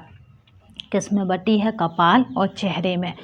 कपाल 8 अस्थियों का बना होता है और एक बॉक्स होता है जो खोपड़ी के ऊपरी भाग को क्या करता है? दृढ़तापूर्वक जोड़े रहता है तथा चेहरे जिसमें जबड़े, ठीक है, 8 आपको उसमें मिली। कपाल में फिर नेक्स्ट देखते हैं स्थित होते हैं। इसमें कुल कितनी होती हैं? 14 होती हैं। तो 8 और 14 कितना? तो 22 हो गया। ठीक है, 22 अस्थियाँ पाई जाती हैं, याद रखेंगे। इस प्रकार खोपड़ी में कुल अस्थियों की संख्या 22 होती है। प्रणाशी रक्तहीनता में नष्ट हो जाती हैं, तो क्या अस्थि मज्जा नष्ट हो जाती हैं? ठीक है, प्रणाशी रक्तहीनता की स्थिति में शरीर के अस्थि मज्जा के नष्ट होने का खतरा रहता है। यह शरीर में विटामिन B12 की कमी से होने वाला रोग है। मानव के मस्तिष्क कोश की अस्थियां परस्पर किस प्रकार की संधि से जुड़ी रहती हैं? तो यह अचल संधि से जुड़ी रहती हैं। मानव शरीर में अनेक छोटी बड़ी हड्डियां होती हैं जो संधियों के माध्यम से एक दूसरे से न किसी प्रकार से जुड़ी रहती हैं तथा शरीर को ढांचा बनाकर एक विशेष प्रकार का आकार देने में मदद करती हैं। संधि स्थल पर कुछ मजबूत तंतु स्नायु होते हैं जो अस्थियों को बांधने के अलावा विभिन्न अंगों के गति का नियंत्रण भी करते हैं। गर्दन और सिर को जोड़ने वाली अस्थि को क्या कहते हैं? दुरांग संधि। मानव मस्तिष्क कोश की अस्थि को जोड़ने वाली संधि को अचल संधि। कंधे और कूल्हे में उपस्थित संधि को कुंडल खलिका, ठीक है, खलिका संधि तथा कोहनी और घुटनों की संधि को हिज संधि कहते हैं। यहाँ से ही आपको एक तो क्वेश्चन मिल सकता है। ठीक है, तो मस्तिष्क कोश में उपस्थित अस्थियाँ सीवन द्वारा परस्पर जुड़ी होती हैं जिससे वे हिलने डुलने में असमर्थ होती हैं तथा इसे अचल संधि कहते हैं। भाई हिल डुल नहीं सकती तो वो कैसी संधि हो गई? अचल। जो हिल डुल सकती हैं वो कैसी संधि हो गई? चल संधि। तो आपको बस यहाँ पे याद रखना है कि गर्दन और सिर को जोड़ने वाली संधि को क्या कहते हैं? दुरांग। और मानव मस्तिष्क कोश के अस्थियों को जोड़ने वाली संधि को अचल संधि। कंधे और कूल्हे में उपस्थित संधि को कुंडल खलिका संधि। ठीक है, कोहनी और घुटने दोनों में ही जॉइंट होते हैं तो उस संधि को क्या कहते हैं? बस ये मोस्ट इम्पोर्टेंट तो याद रखिएगा हिज, क्योंकि कहीं मैंने क्वेश्चन देखा है कि हिज क्या है, तो याद रखेंगे कोहनी और घुटनों की जो जॉइंट्स हैं उनको हिज कहते हैं या संधि को हिज कहते हैं। मानव शरीर की सबसे कड़ी वस्तु क्या है? तो यह है ठीक है, अस्थियाँ। ये सबसे कड़ी होती हैं, इसीलिए इन्हें मानव शरीर की कड़ी वस्तु माना जाता है। मानव शरीर की सबसे कड़ी वस्तु अस्थियाँ हैं। अस्थियाँ रीढ़धारी जीवों का एक कठोर भाग होती हैं जो अंततः कंकाल का निर्माण करती हैं और शरीर को चलाने, सहारा देने एवं विभिन्न अंगों से सुरक्षा करती हैं। कंकाल तंत्र को सुडौलता एवं सौंदर्य प्रदान करने का तंत्र है, तो यहाँ पे याद रखेंगे पेशी तंत्र। ये क्या करता है? सुंदरता और सुडौलता प्रदान करता है। कंकाल तंत्र को सुडौलता एवं सुंदरता पेशी तंत्र प्रदान करता है। हमारे शरीर में कंकाल तंत्र तथा बाह्य त्वचा के बीच का अधिकांश भाग मांसपेशियों से निर्मित होता है। मानव शरीर में पेशियों का निर्माण संकुचनशील पेशी कोशिकाओं द्वारा होता है। पेशियाँ भ्रूण के मेसोडर्म से बनते हैं। क्या बनते हैं? भ्रूण के मेसोडर्म से बनते हैं, परंतु आँख के आइरिस तथा सिलियरी काय की पेशियाँ भ्रूण के एक्टोडर्म से बनती हैं। ठीक है, इतना डीपली आपका कौन सा पेपर जा सकता है? तो पीजीटी जा सकता है, डीजीटी इतना डीपली नहीं जाता। तो ये किससे है? तो एक्टोडर्म से बनती हैं। पेशियाँ मानव शरीर का लगभग 40 से 50% भाग बनाती हैं। याद रखिएगा मेसोडर्म और एक्टोडर्म पूछे जो जा चुके टर्म है ये। ठीक है, अगर मेसोडर्म की बात की जाए तो पेशियाँ भ्रूण के मेसोडर्म से बनती हैं। कौन सी पेशियाँ? तो ये है निर्माण संकुचनशील पेशी कोशिकाओं द्वारा होता है। ठीक है, पेशियों का निर्माण कैसे होता है? भ्रूण की मेसोडर्म से बनती हैं, परंतु आँखों और आइरिस तथा सिलियरी काय, आइरिस और सिलियरी काय की पेशियां क्या है? भ्रूण के एक्टोडर्म से बनती हैं। पेशियों का निर्माण याद रखिए किससे होता है? एक्टोडर्म से और मेसोडर्म से। पूछा जा सकता है मेसोडर्म क्या है? पेशियों का निर्माण होता है। रेडियस तथा अल्ना अस्थियां भंग होने पर उसे स्थिर होने के लिए प्रयोग करना चाहिए। तो जब ये भंग हो जाए तब हमें क्या करना चाहिए? तो यहाँ पे पूछा जा रहा है खपच्चियों का प्रयोग करना चाहिए। दूसरा ऑप्शन है रस्सियों का, तीसरा ऑप्शन है तेलों का और चौथा ऑप्शन है गर्म जल का। तो आपको पता है जब कोई भी चीज़ टूट जाती है तो हम क्या करते हैं उसके साथ? तो उसके सहारा देना पड़ता है, तो इसीलिए प्लास्टर करा जाता है उन हड्डियों को सहारा देने के लिए। तो यहाँ खपच्चियों का प्रयोग करना चाहिए। ठीक है, नेक्स्ट देखते हैं। नेक्स्ट क्वेश्चन देखते हैं। ये पीडीएफ आपको हमारे टेलीग्राम तथा व्हाट्सएप पर मिल जाएगी। चलिए नेक्स्ट देखते हैं। रेडियस तथा अल्ना याद रखेंगे। अस्थियां भंग होने पर उसे स्थिर होने के लिए खपच्चियों का प्रयोग करना चाहिए। हड्डियों के टूटने पर खपच्चियों का सहारा देकर हम हड्डियों को बांधते हैं, जिससे हड्डी और अधिक दबाव ना पड़े। ठीक है, अगर दबाव पड़ेगा तो वो फिर से जुड़ी हुई भी टूट जाती है, अगर हड्डी पर जब दबाव पड़ता है तो। टिबिया प्रमुख हड्डी है, ये मोस्ट इम्पोर्टेंट क्वेश्चन है क्योंकि पीजीटी 2013 का क्वेश्चन है, तो याद रखेंगे क्योंकि आया था टिबिया प्रमुख हड्डी है, तो याद रखेंगे पैर की। किसकी प्रमुख हड्डी है? पैर की। टिबिया पैर की प्रमुख हड्डी है। मनुष्य के प्रत्येक पक्षपाद के ऊपरी भाग में एक लंबी अस्थि फीमर, निचले भाग में 2 लंबी अस्थियां टिबिया तथा क्या पाई जाती है? याद रखेंगे फ्यूबुला पाई जाती है। टिबिया पूछी जा सकी है, तो अब क्या पूछा जा सकता है? तो फ्यूबुला पूछा जा सकता है। फ्यूबुला कहाँ पे? तो ये 2 पाई जाती हैं निचले भाग में, याद रखिएगा। टिबिया को सिरावोन भी कहा जाता है और फ्यूला से ज़्यादा मोटी, बड़ी और मजबूत हड्डी मानी जाती है। ठीक है, इसको क्या कहा जाता है? सिरावोन कहा जाता है। ये फ्यूला है उससे मजबूत, मोटी तथा बड़ी मानी जाती है। नेक्स्ट चलते हैं। पसलियों के बीच में स्थित जो पेशियां उसे यहाँ पे है श्वसन के लिए ऊपर उठाती हैं वह कहलाती हैं। तो यहाँ पे जो राइट आंसर है कि वो क्या कहलाती हैं? तो क्या कहलाती हैं वो? तो इंटरकोस्टल्स कहलाती हैं। पसलियों के बीच में स्थित जो पेशियां उसे श्वसन के लिए ऊपर उठाती हैं वो इंटरकोस्टल्स पेशियां कहलाती हैं। इंटरकोस्टल्स पेशी पसलियों के मध्य 22 छोटी छोटी पेशियों का समूह होता है जो श्वसन के दौरान। नेक्स्ट क्वेश्चन देखते हैं। पसलियों के बीच में स्थित जो पेशियां उसे श्वसन के लिए ऊपर उठाती हैं वह कहलाती हैं, तो इंटरकोस्टल्स कहलाती हैं, जो उसे क्या करती हैं? श्वसन के लिए ऊपर उठाती हैं। पसलियों के बीच में स्थित जो पेशियां उसे श्वसन के लिए ऊपर उठाती हैं इंटरकोस्टल्स पेशियां कहलाती हैं। इंटरकोस्टल पेशी यहाँ पसलियों के मध्य क्या होती हैं? 22 छोटी छोटी पेशियों का समूह होता है जो श्वसन के दौरान सीने की गति में महत्वपूर्ण भूमिका निभाती हैं। ये पेशियां सीने के फैलने और सिकुड़ने में सहायता का श्वसन में महत्वपूर्ण भूमिका निभाती हैं। नेक्स्ट चलते हैं। मेरुदंड कोष, पसलियाँ तथा उरस्ती है, तो ये क्या है? तो ये धड़ की अस्थियाँ हैं। धड़ होता है उसकी अस्थियाँ होती हैं।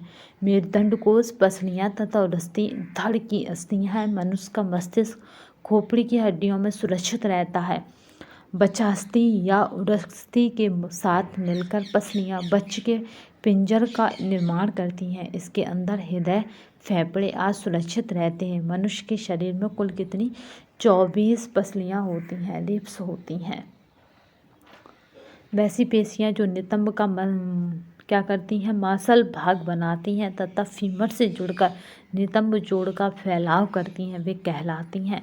तो यहाँ पर राइट आंसर क्या रहेगा? तो वो कहलाएंगी ग्लूटियल कहलाती हैं।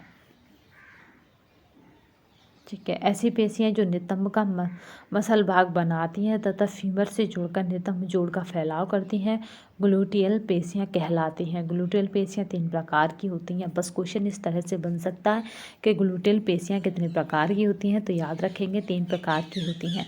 या ग्लूटियल पेशियाँ नहीं है तो तीनों ये प्रकार दे दिए जाएंगे, एक अलग से दे दिया जाएगा तो उसमें से नहीं है।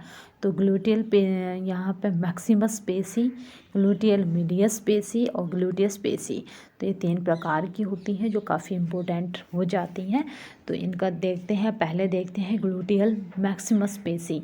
इसका उद्गम क्या है, इलियम के लेटरल सतह पर यह कहाँ होता है, सीकम से होता है। यह नितंब के जोड़ को फैलाती है तथा जब टांगें स्थिर रहती हैं तो यह धड़ को फैलाती है।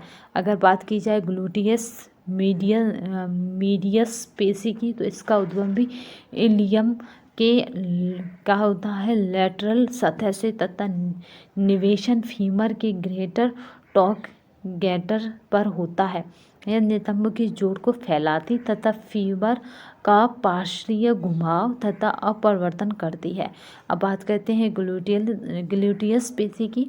इसका भी उत्तम यहाँ पे इलियम, यानी तीनों का ही इलियम है, याद रखेंगे। इलियम की लेटरल सतह से, जबकि निवेशन फीमर के ग्रेटर ट्रॉगेटर पर होता है। यह भी नितंब को फैलाने तथा फीमर के पार्श्वीय घुमाव तथा अपरिवर्तन के लिए जिम्मेदार पेशी है।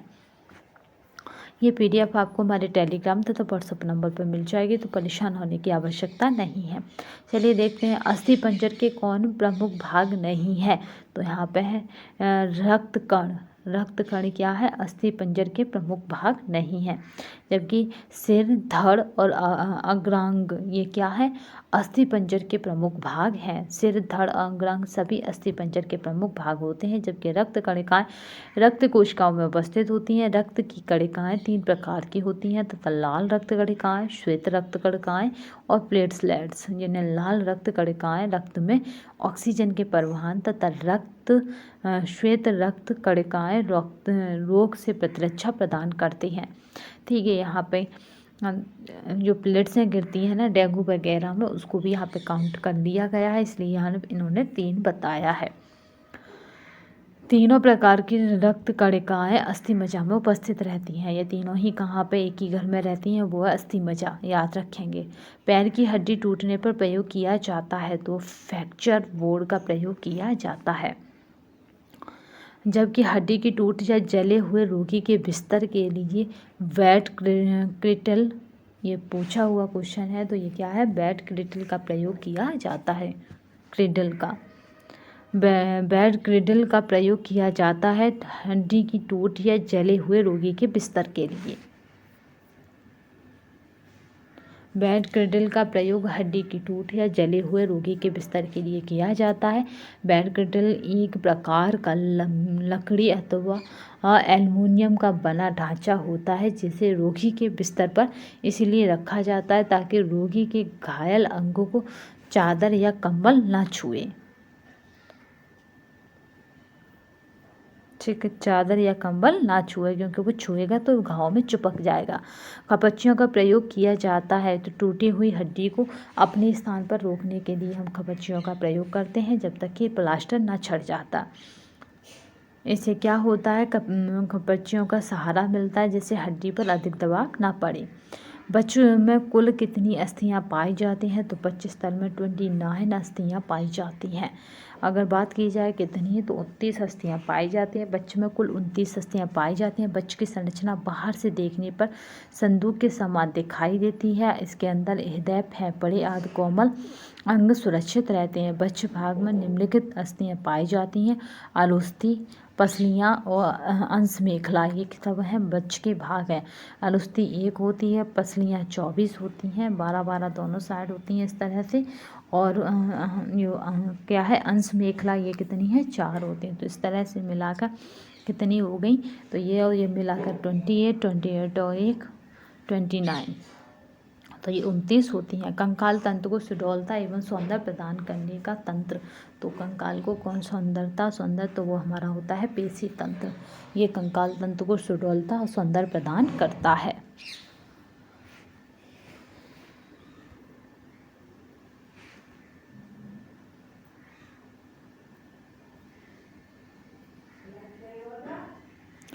कंकाल तंतु को सुडौलता एवं सौंदर्य प्रदान करने का तंत्र पेशी तंत्र है।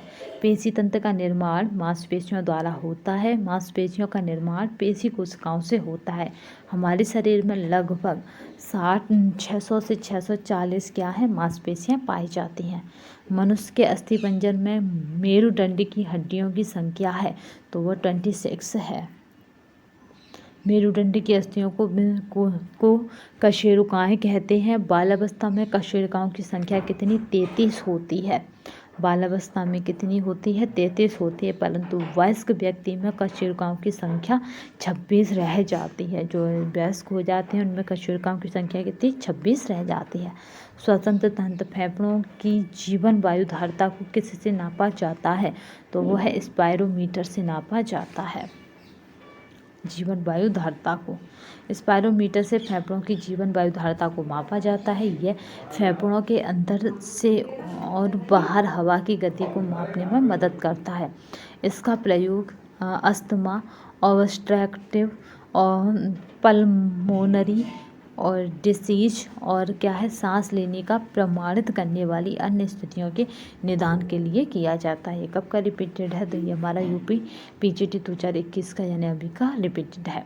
फेफड़ों की जीवन वायु धारिता में अनुपूरक वायु कितनी होती है तो वो 1600 घन सेंटीमीटर होती है। फेफड़ों का कार्य ऑक्सीजन तथा कार्बन डाइऑक्साइड का आदान प्रदान कर रक्त का वृद्धिकरण है। इसे रक्त का डॉट डॉट कहते हैं तो इसे रक्त का क्या कहते हैं ऑक्सीजनीकरण कहते हैं।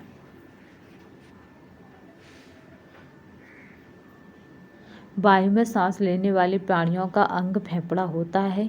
यह प्राणियों में एक जोड़े के रूप में उपस्थित होता है। फेफड़े की दीवारें असंख्य ग्राहिकाओं के उपस्थिति के कारण स्पंजी होती हैं। फेफड़ों का मुख्य काम वातावरण से प्राणी वायु यानी ऑक्सीजन लेकर उसे रक्त पर संचरण में प्रभावित करना है। रक्त के कार्बन डाइऑक्साइड को अवशोषित कर उसे वातावरण में छोड़ना, अतः इस प्रक्रिया को ही ऑक्सीजनीकरण कहते हैं। लैरिक्स का निम्नलिखित में से क्या कार्य है तो ये कार्य है भोजन को श्वास नली में जाने से रोकना। लैरिक्स का क्या है भोजन को सांस नली में जाने से रोकना। लैरिक्स का कार्य भोजन को सांस नली में जाने से रोकना अर्थात स्वर यंत्र या लैरिक्स मनुष्य और अन्य स्तनधारी जीवों के गले में मौजूद एक श्वसन अंग है जिसके प्रयोग से जीव भिन्न भिन्न प्रकार की ध्वनियों में बोल पाते हैं।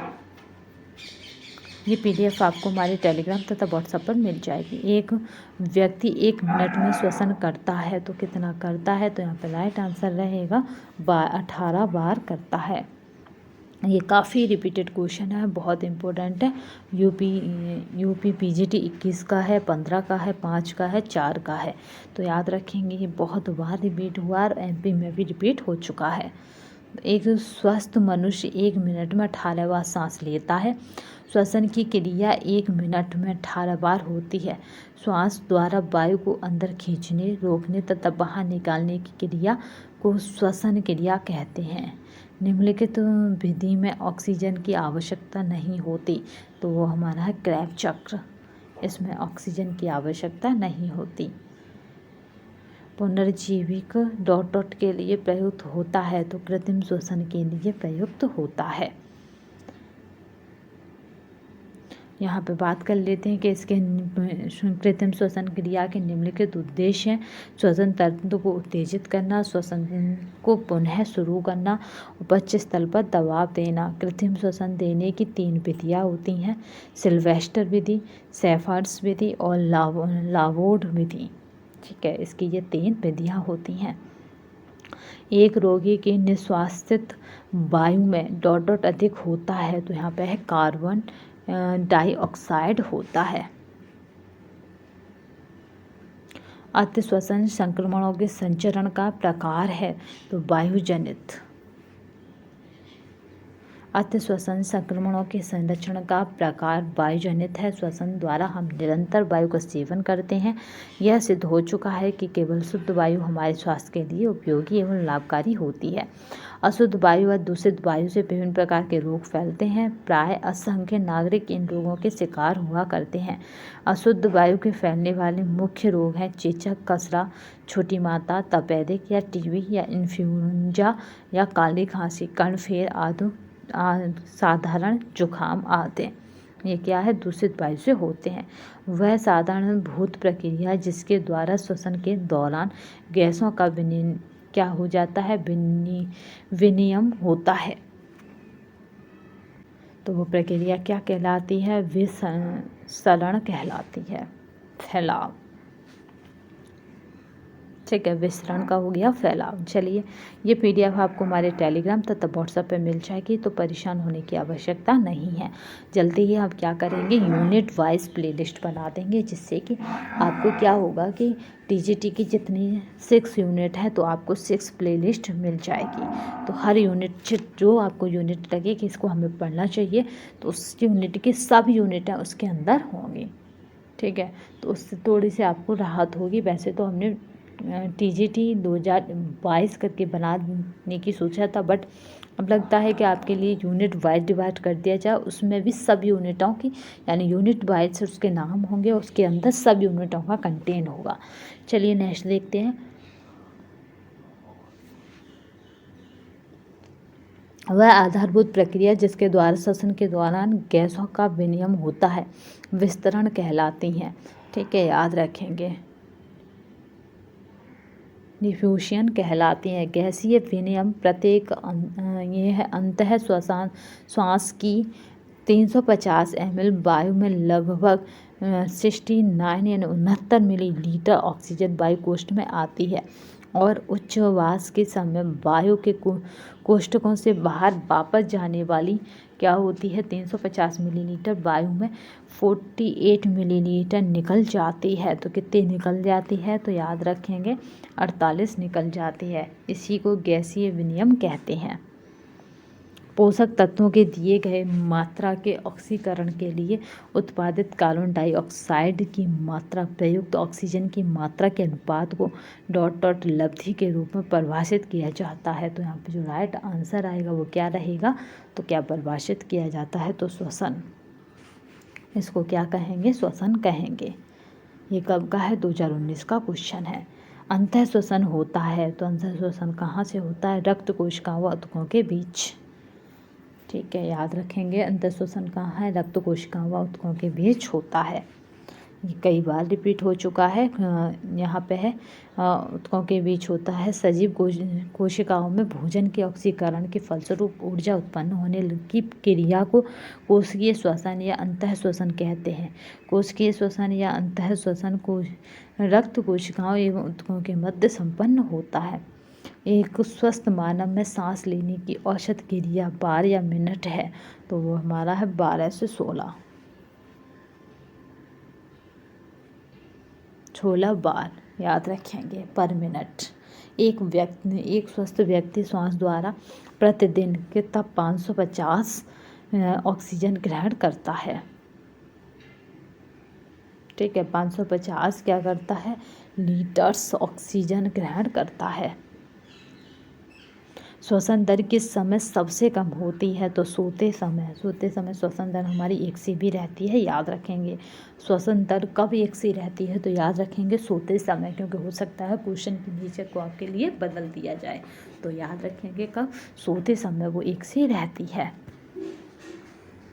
जब हम लोग जगे होते हैं तो श्वसन सामान्यतः असमान होता है, क्योंकि यह बोलने, खेलने या खाते या फिर शारीरिक क्रिया से प्रभावित होती है। जन्म के समय लड़कों के हृदय की धड़कन की दर होती है, तो यहाँ पे 130 मिनट पर मिनट, याद रखिएगा। नवजात शिशु के हृदय की धड़कन की दर 130 प्रति मिनट होती है, जबकि एक छोटे बच्चे की धड़कन दर लगभग 80 से 100 प्रति मिनट होता है एवं एक वयस्क व्यक्ति के हृदय की धड़कन की जो दर है वो 70 से 90 प्रति मिनट होता है। ध्यातव्य है कि एक शिशु या बच्चे की धड़कन दर यानी हार्ट बीट 160 प्रति मिनट तक भी पहुंच जाती है। याद रखेंगे, क्योंकि जब वो रो रहा होता है, चिल्ला रहा होता है, तो उसकी हृदय बीट जो है, हृदय की धड़कन की जो दर वो है वो 160 प्रति मिनट तक पहुंच जाती है।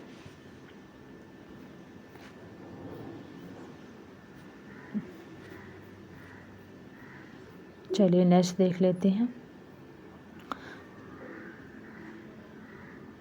निम्नलिखित में से शरीर का कौन सा भाग जुकाम से संक्रमित नहीं होता है?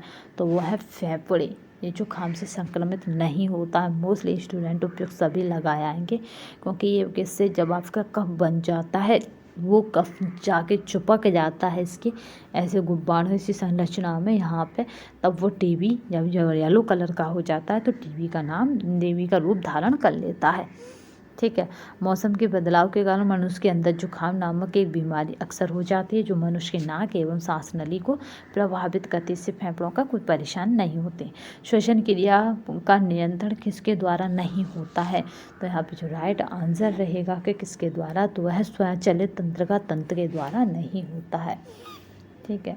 यहाँ पे देखते हैं, श्वास क्रिया का नियंत्रण एवं नियमन दो प्रकार से होता है तथा यहाँ पे तंत्रिकीय नियंत्रण, रासायनिक नियंत्रण। मस्तिष्क में मेडुला यहाँ पे ऑब्लांगेटा में स्थित श्वसन केंद्र द्वारा केंद्रीय तंत्रिका तंत्र और सिंपथेटिक तंत्र का तंत्र तथा सिंपथेटिक तंत्र का तंत्र के माध्यम से श्वसन क्रिया नियंत्रित एवं नियमित होती है। फेफड़े द्वारा बाहर फेंकी गई गैस होती है, तो यहाँ पे जो राइट आंसर है वो कार्बन डाइऑक्साइड होती है, जो फेफड़ों के द्वारा बाहर फेंकी गई होती है। श्वसन की प्रक्रिया के दौरान मानव के फेफड़ों द्वारा ऑक्सीजन अंदर लिया जाता तथा कार्बन डाइऑक्साइड यानी CO2 बाहर निकाला जाता है। श्वसन एक जैव रासायनिक प्रक्रिया है। श्वसन के दौरान ग्लूकोज जैसे सरल कार्बोहाइड्रेट ऊर्जा उत्पन्न करने हेतु सरल अणुओं में टूटते हैं। श्वसन दो प्रकार से होता है, जिसमें प्रथम वायुवीय श्वसन तथा द्वितीय अवायुवीय श्वसन की प्रक्रिया का रासायनिक समीकरण निम्न प्रकार है। याद रखेंगे, यहाँ पे है C6H12O6, तो ये क्या बनना है? ऑक्सीजन। अब बात करते हैं CO2 यानी ऑक्सीजन के कितने 6 अणु। यहाँ पे बात करते हैं मतलब 6CO2 यानी कार्बन डाइऑक्साइड का है, और जल का क्या है? 6H2O, तो ये जल का है। और यहाँ पे बात करते हैं 38 ATP, ये क्या है? ऊर्जा है, ये ऊर्जा को दिखा रहा है। 38 ATP, याद रखिएगा, ऊर्जा। गोबलेट कोशिकाएं क्या है? तो यहाँ पे बात करते हैं गोबलेट कोशिकाओं की, तो यह म्यूकस या श्लेष्मा उत्पन्न करती हैं। ठीक है। यहाँ पे क्या है? यहाँ पे गॉलवेट जो गॉलवेट है या गालवेट है, देख लेंगे, टर्म एक ही सा है, याद रखिएगा। गावलेट कोशिकाएं एक ग्रंथिल या परिवर्धित उपकला ऊतक हैं, जिनका प्रमुख कार्य म्यूकस या श्लेष्मा उत्पन्न करना है। ग्वालेट कोशिकाएं आंतरिक अथवा श्वसन प्रणाली में पाई जाती हैं। इनके द्वारा स्रावित म्यूकस विभिन्न प्रकार रासायनिक विकृति या श्वसन प्रणाली में बाहर से आने वाली सूक्ष्म जीवों एवं पार्टिकुलेट मैटर को विशेष प्रकार का श्वसन, जिसमें वक्ष की गतियाँ बहुत अधिक बढ़ जाती हैं, तो इसको बोलते हैं प्रशोधित श्वसन।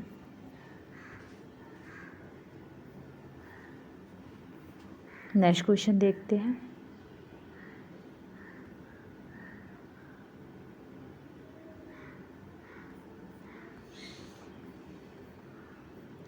प्रशोधित श्वसन एक विशेष प्रकार का श्वसन है, जिसमें वक्ष की गतियाँ अधिक बढ़ जाती हैं। श्वसन वह प्रक्रिया है जिसके द्वारा जीवधारी अपने शरीर, कोशिकाओं और वातावरण के मध्य गैसों का विनिमय यानी एक्सचेंज करते हैं।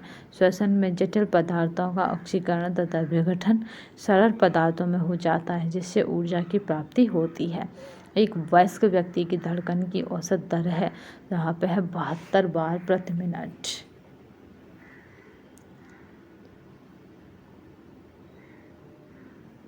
श्वसन की संपूर्ण क्रिया में लगभग कितना समय लगता है? वह 4 सेकंड का समय लगता है श्वसन की संपूर्ण क्रिया में। मनुष्य में इसकी दर लगभग 16 से 20 बार प्रति मिनट होती है। इसमें मनुष्य की प्रत्येक सांस में लगभग 2 सेकंड का क्या होता है, निःश्वसन तथा 3 सेकंड का उच्छ्वसन होता है। गहरी सांस लेते समय लगभग कितनी वायु फेफड़ों में भरी व निकाली जाती है? तो वो 1640 घन सेमी निकाली व भरी जाती है। गहरी सांस लेते समय 1640 घन सेमी वायु फेफड़ों में भरी व निकाली जाती है, जबकि सामान्य श्वास में लगभग 500 घन सेमी वायु फेफड़ों में भरी व निकाली जाती है। श्वास का मापन किससे करा जाता है? ये इम्पोर्टेंट है क्योंकि पिछली बार रिपीटेड क्वेश्चन है। स्पायरोमीटर। ठीक है, बस इतना याद रखेंगे, इतना डिटेल हमें याद रखने की ज़रूरत नहीं है। जब हम सांस लेते हैं तो हवा में उपस्थित ऑक्सीजन फेफड़ों के माध्यम से रक्त में अवशोषित हो जाती है। याद रखेंगे कहाँ जाती है? तो रक्त में अवशोषित हो जाती है, जो शरीर के सभी अंगों में पहुंच जाती है। साथ ही रक्त कार्बन डाइऑक्साइड को शरीर से लाकर फेफड़ों में छोड़ता है, जो फेफड़ों द्वारा उच्छ्वास के साथ बाहर निकाल दी जाती है। नेक्स्ट चलते हैं, हृदय द्वारा सबसे महत्वपूर्ण कार्य किया जाता है वह है, तो यहाँ पे जो राइट आंसर रहेगा कि क्या है, तो वो है शुद्ध रक्त को शरीर के सभी भागों में पहुँचाना तथा अशुद्ध रक्त को फेफड़ों में पहुँचाना, यह कार्य किया जाता है। ठीक है, नेक्स्ट देखते हैं। मनुष्य है मानव हृदय मुट्ठी के आकार का पेशीय अंग है, जो पंप की भांति कार्य करता है। इसका सबसे प्रमुख कार्य शुद्ध रक्त को शरीर के सभी भागों में पहुंचाना तथा अशुद्ध रक्त को फेफड़ों में पहुंचाना है। हृदय शरीर के सभी भागों से ऊर्ध्व महाशिरा और निम्न महाशिरा की सहायता से अपने दाहिने कालिंद से में संग्रहित करती है, जहां से शुद्ध किए गए रक्त को महाधमनी या धमनिकाएं के माध्यम से पूरे शरीर में फैलाती हैं। श्वसन तंत्र में निम्नलिखित में से कौन सा गलत है? तो यहाँ पे जो राइट आंसर रहेगा कि कौन सा गलत है, तो वह उपरोक्त सभी। ठीक है, श्वसन तंत्र में निम्नलिखित में से कौन सा गलत है? तो यहाँ पे जो राइट आंसर जो यूथ ने रखा है वो क्या है? उपयुक्त सभी। या कहें कि TGT 2004 का रिपीटेड क्वेश्चन है, वहाँ पे आंसर माना गया उपयुक्त सभी। नाक, कृष्णी, कंठ, श्वासनली और श्वासनी फेफड़े।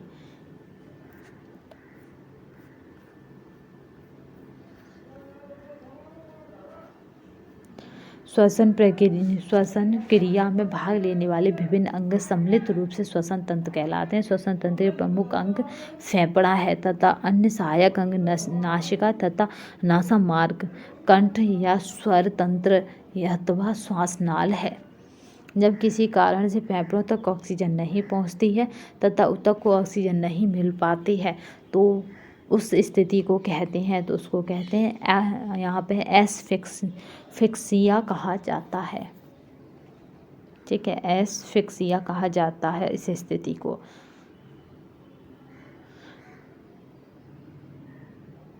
टॉन्सिल्स यानी आपके कानों के पास टॉन्स फूल जाते हैं, तो इसमें कहा जा रहा है टॉन्सिल्स होने पर उपयोगी है।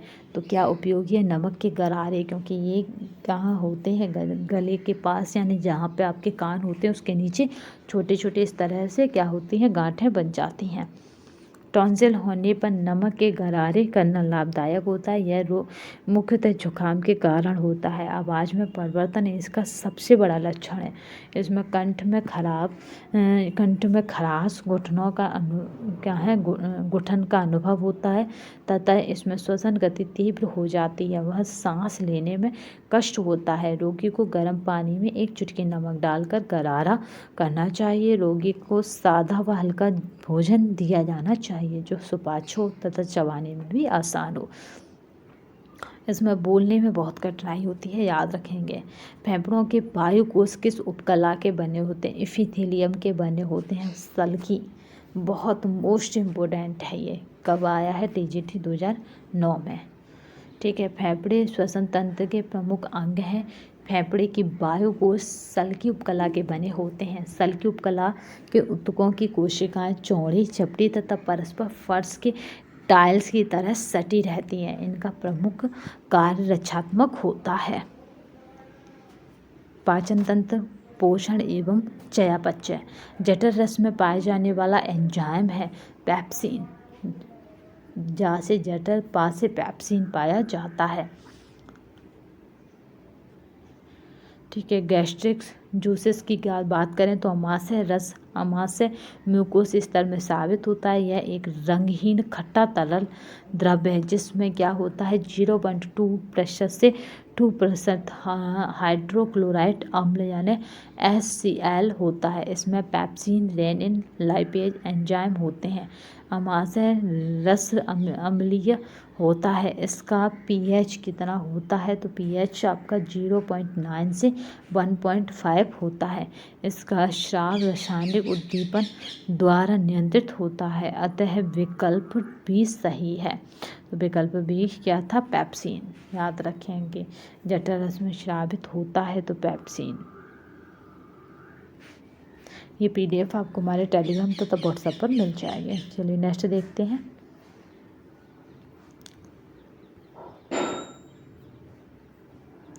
पाचन तंत्र की मांसपेशियों के कमज़ोर होने से होने वाली कब्ज को कहते हैं। तो जब आपके पाचन तंत्र में क्या हो, मांसपेशियां कमज़ोर हो जाएं तो कौन सी कब्ज होगी, तो यहाँ पे होगा एटोनिक कब्ज। ठीक है, एटोनिक कब्ज हो जाती है जब कॉलन में सामान्य मांसपेशियां कमज़ोर होने लगती हैं। बड़ी आंत का भाग है, बहुत इम्पोर्टेंट है। तो ये सभी ये है आर्द्रात्र, कॉलन और ये है मलाशय। तो ये सभी क्या है, बड़ी आंत के भाग हैं। इस तरह से आता है बड़ी आंत का भाग नहीं है, तो जो चौथा ऑप्शन होता है वो इसका भाग नहीं होता। मानव शरीर की रचना विज्ञान में आंत आहार नली का हिस्सा होती हैं जो पेट से गुदा तक फैली होती है तथा मनुष्य और स्तनधारियों में यह दो भागों में छोटे आंत और बड़ी आंत के रूप में बटी होती है। छोटी आंत को पाचन तंत्र, मध्यांत्र और यहाँ पे क्या बोला जाता है क्षुद्रांत्र में विभाजित किया जाता है, जबकि बड़ी आंत को आर्द्रांत्र, कॉलन और मलाशय में विभाजित किया जाता है। ठीक है, छोटी आंत को गाय में करा जाता है तो पाचनांत्र, मध्यांत्र और क्षुद्रांत्र में, और बड़ी आंत को किस में किया जाता है तो बड़ी आंत को यहाँ पे ध्यान रखेंगे किस में, तो आर्द्रांत्र, कॉलन और मलाशय में विभाजित किया जाता है। इस तरह से याद रख सकते हैं। बड़ी आंत का है आ, का और मा, यानी अकौम। अकौम क्या है, बड़ी आंत का। अकौम क्या है, बड़ी आंत का। छोटी आंत की बात की जाए तो छोटी आंत का क्या रहेगा, पमछू। ठीक है, पमछू क्या है, छोटी आंत का। तीन भाग हैं दोनों आंतों में। यह पाचक रस बिना पचे कार्बोज को डाइसैकराइड में परिवर्तित करता है। तो एमाइलेज जो है बिना पचे क्या करता है, डाइसैकराइड में परिवर्तित कर देता है। एमाइलेज पाचन रस बिना पचे कार्बोज को डाइसैकराइड में परिवर्तित करता है। ठीक है, एमाइलेज या एमिलेज एक एंजाइम है जो स्टार्च को ग्लूकोज मल्टोस में तोड़ देता है। मानव तथा कुछ अन्य स्तनधारियों के लार में एमाइलेज पाया जाता है जो पाचन में सहायक होता है। छोटी आंत 3 भागों में बटी होती है, पक्वाशय, मध्यांत्र और अभी कहा था, और यहाँ पर रहता है छोटी आंत का, तो वो हमारा शेषांत्र। ठीक है,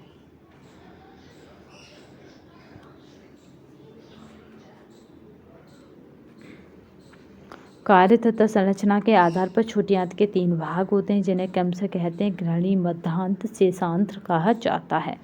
छोटी आंत की ग्रहणी में भोजन के पाचन रस और अग्नाशयिक रस सहायक होते हैं। पित्त रस का निर्माण यकृत में और अग्नाशयिक रस का निर्माण अग्नाशय में होता है। तो अभी हमने देखे थे यहाँ पे छोटी आंत के भाग और बड़ी आंत के भाग। तो छोटी आंत के कौन कौन से भाग थे, तो वहाँ पे आद्रंत था, क्षुद्रांत नहीं था, इसीलिए हमने आद्रंत लगाया। पाचनांत्र, मध्यांत्र और क्षुद्रांत्र। ठीक है। आद्रांत और कॉलन और मलाशय, मल यानी मल कहाँ आता है, मैंने छोटी आंत में, याद वो बड़ी आंत में हमारी में मल आता है, याद रखेंगे। बड़ी आंत में क्या है, मलाशय, क्योंकि बड़ी आंत इस तरह से होती है पेट में, इस तरह से, ठीक है। और इसके अंदर होती है हमारी छोटी आंत, जिसकी लंबाई अधिक होती है, पर छोटी आंत ज़्यादा गुच्छे की तरह पड़ी रहती है, इसलिए इसकी लंबाई पता नहीं पड़ती। पर ये याद रखेंगे, लंबा कौन होता है, छोटी आंत। यकृत में बनने वाले पाचन रस को कहते हैं, तो इसको कहते हैं पित्तरस, जो यकृत में बनता है। अभी हमने क्या देखा था, वो था छोटी आंत में छोटी आंत 3 भागों में बटी होती है। अभी देख लिया, पक्वाशय, मध्यांत्र और शेषांत्र, ये तीनों भाग किसके हैं, तो ये तीनों भाग हैं बड़ी आंत के, कॉलन, आद्रांत और मलाशय। कोमल, कोमल याद रखिए लीजिए, कॉलन, और आ नहीं है तो इसे में कॉमा कर लीजिए, कॉमा, ठीक है। कॉमा, कॉलन, मलाशय और यहाँ पे रह जाएगा आद्रांत्र। यकृत में बनने वाले पाचन रस को कहते हैं, तो याद रखेंगे पित्तरस कहते हैं। निम्न में से किसको जंतु स्टार्च भी कहा जाता है, तो ग्लाइकोजन को क्या कहा जाता है, जंतु स्टार्च भी कहा जाता है। यह पूर्ण रूप से पेड़ पौधों में अनुपस्थित होते हैं, यह ग्लूकोज संग्रहित रूप है।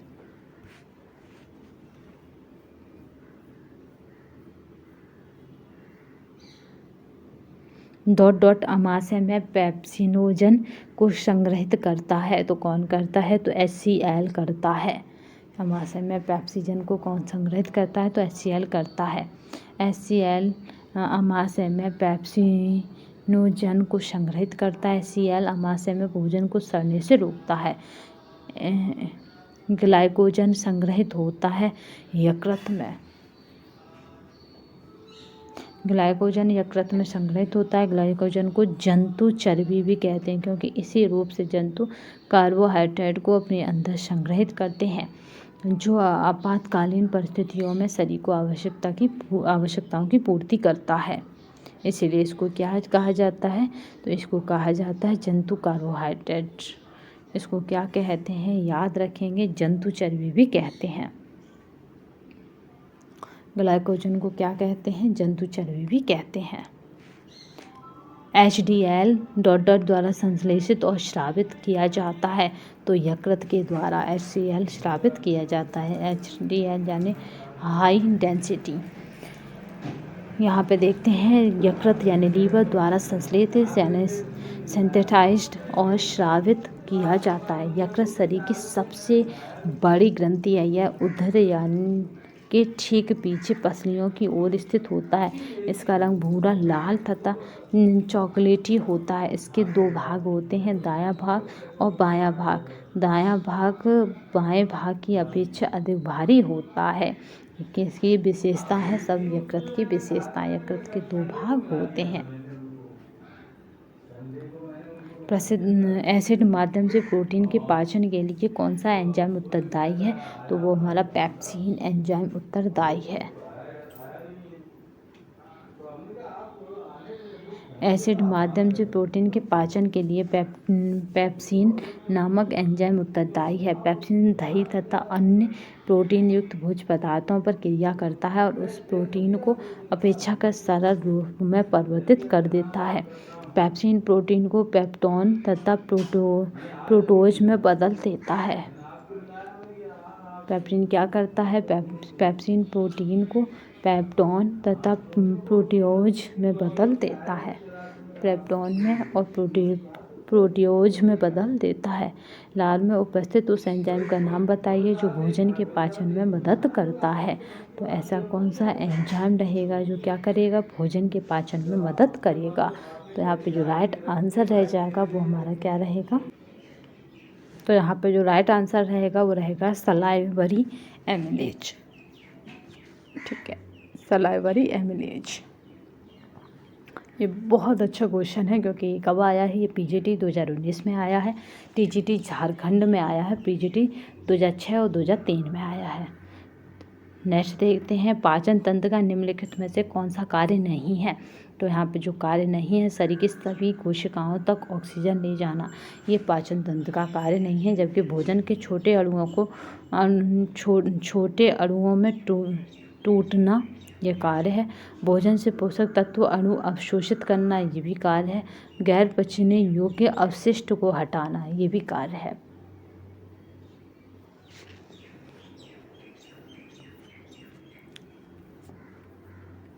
चलिए नेक्स्ट देखते हैं, काफ़ी इम्पोर्टेंट है ये श्रृंखला।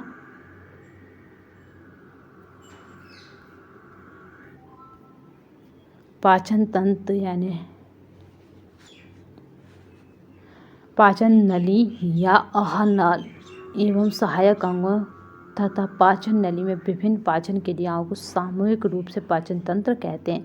इसमें भोजन के अंतर्ग्रहण, उसका पाचन, पचे हुए भोजन का अवशोषण करके रुधिर में मिलाना तथा अपचित एवं अनावशोषित भोज्य पदार्थों को मल रूप में गुदा द्वारा आंतों के बाहर निकालना आता है। पाचन तंत्र के मुख्य कार्य निम्नलिखित हैं। भोजन का छोटे अणुओं में तोड़ना, भोजन से पोषक तत्व अणु अवशोषित करना, गैर पचने योग्य अवशिष्ट को हटाना। एक एंजाइम जो मुख के अंदर सलाइवा में पाया जाता है, तो यहाँ पे है टाइलिन। वो कौन सा एंजाइम है? तो टाइलिन है। एक एंजाइम जो मुख्य रूप से सलाइवा में पाया जाता है, उसे टाइलिन कहते हैं। लार ग्रंथियों से लार का श्रावण स्वायत्त तंत्र के द्वारा नियंत्रित होता है। लार में 2 प्रकार का श्रावण होता है, श्लेष्मिक और सीलमी। ठीक है, श्लेष्मिक की बात करते हैं तो श्लेष्मी इसमें क्या होता है? श्लेष्मी की बात करें तो इसमें क्या है? म्यूसिन नामक श्लेष्मिक होता है, जो मुख गुहा में भोजन के लुगदी को चिकना और यहाँ पे लसदार बनाता है। अगर बात की जाए श्रमी की, तो श्रमी स्राव, इसमें टाइलिन लारीय एमाइलेज नामक एंजाइम पाया जाता है, जो मंड को माल्टोज शर्करा में परिवर्तित कर देता है। खाने की पाचन क्रिया आरंभ होती है तो मुख में। खाने की पाचन क्रिया मुख से आरंभ होती है। भोजन के मुख गुहा में आने पर दांत उसे पीसकर क्या करते हैं? लुगदी के रूप में बदल देते हैं तथा भोजन आगे पाचन के लिए ग्रसनी से होने हुए आमाशय में चला जाता है, यानी ग्रसनी से होते हुए। नेक्स्ट क्वेश्चन देखते हैं, तंतु यानी ऊतक के टूटने की क्रिया कहलाती है। तो ऊतक के टूटने की क्रिया क्या कहलाती है? तो यह अपचय कहलाती है। यहाँ पे अपचय उपचय दोनों को ही देख लेते हैं। यहाँ 2 टर्म है। अपचय का क्या है, उपचय का क्या है? शरीर में भोज्य पदार्थों के टूटने तथा नए पदार्थों के निर्माण की क्रिया सम्मिलित रूप से चयापचय कहलाती है। चयापचय के दौरान 2 क्रियाएं होती हैं, एक होती है अपचय, दूसरी होती है उपचय। ठीक है, कैटाबोलिज्म और एनाबोलिज्म। यहाँ पे अपचय की बात करें तो भोजन के टूटने और विभक्त होने की क्रिया, जिसके फलस्वरूप भोजन या भोज्य पदार्थ अपने सबसे सरलतम रूप में टूट जाता है, अपचय कहलाती है। जहाँ सबसे सरलतम रूप में टूटता है, अपचय होता है। अगर बात करें उपचय की यानी एनाबोलिज्म की, तो यह शरीर की निर्माणकारी क्रियाओं में भाग लेता है।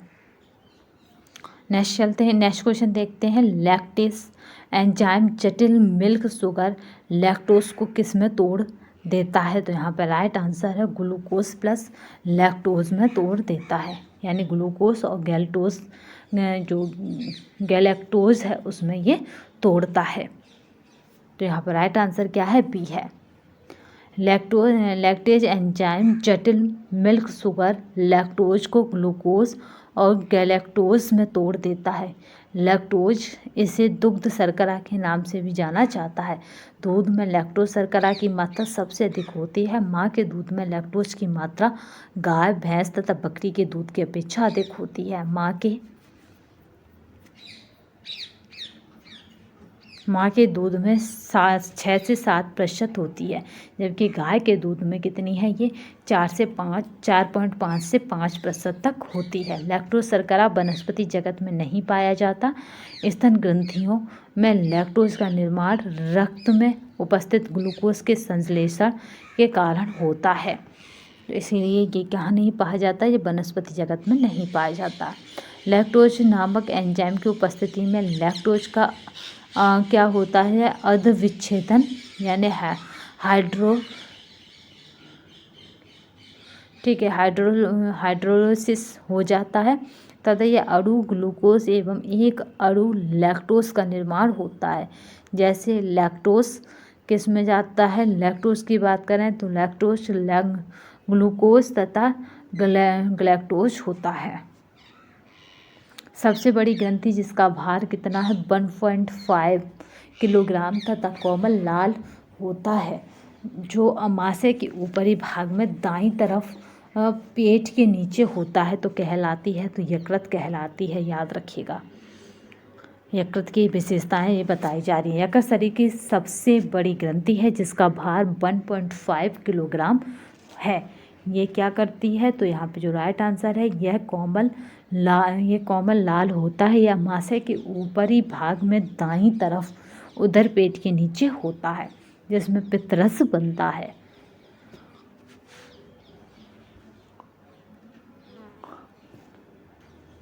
नेक्स्ट क्वेश्चन देखिए, जीआईटी में खाद्य पदार्थों के पाचन के लिए एंजाइम की अनुक्रमिक संबंधता बताइए। तो यहाँ पे जीआईटी की बात की जाएगी और खाद्य पदार्थ के पाचन की कही जाएगी। तो यहाँ पे क्या हो जाएगा, पहला हो जाएगा टाइलिन, दूसरा क्या हो जाएगा पेप्सिन, और तीसरा जो रहेगा एमाइलेज। एमाइलेज के बाद क्या हो जाएगा आइसोमाल्टेज। तो यहाँ पे जो राइट आंसर रहेगा वो रहेगा बी, टाइलिन, पेप्सिन, एमाइलेज और आइसोमाल्टेज। यहाँ पे अभिकथन देखते हैं और कारण देखते हैं। शरीर अभिकथन क्या कह रहा है कि शरीर की प्रतिरक्षा प्रणाली से खाद्य पदार्थ के प्रति उत्पन्न होने वाली प्रतिकूल असामान्य प्रतिरक्षा प्रतिक्रिया को खाद्य पदार्थ की असहनशीलता कहते हैं। जबकि कारण कह रहा है कि खाद्य पदार्थों की असहनशीलता के लक्षण सामान्यतः जठरांत्र यानी पाचन क्षेत्र तक ही सीमित रहते हैं। तो यहाँ पे जो अभिकथन है और उसका जो कारण है, यानी अभिकथन और कारण यानी इफेक्ट बताना है कि क्या है। तो यहाँ पे जो राइट आंसर बनेगा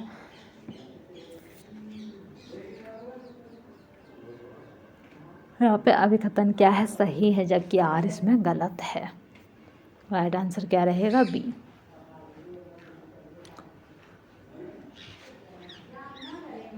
डिग्लूटेशन डॉट की प्रक्रिया है, तो ये क्या है, निगलना। ठीक है, डिग्लूटेशन क्या है, ये है निगलना।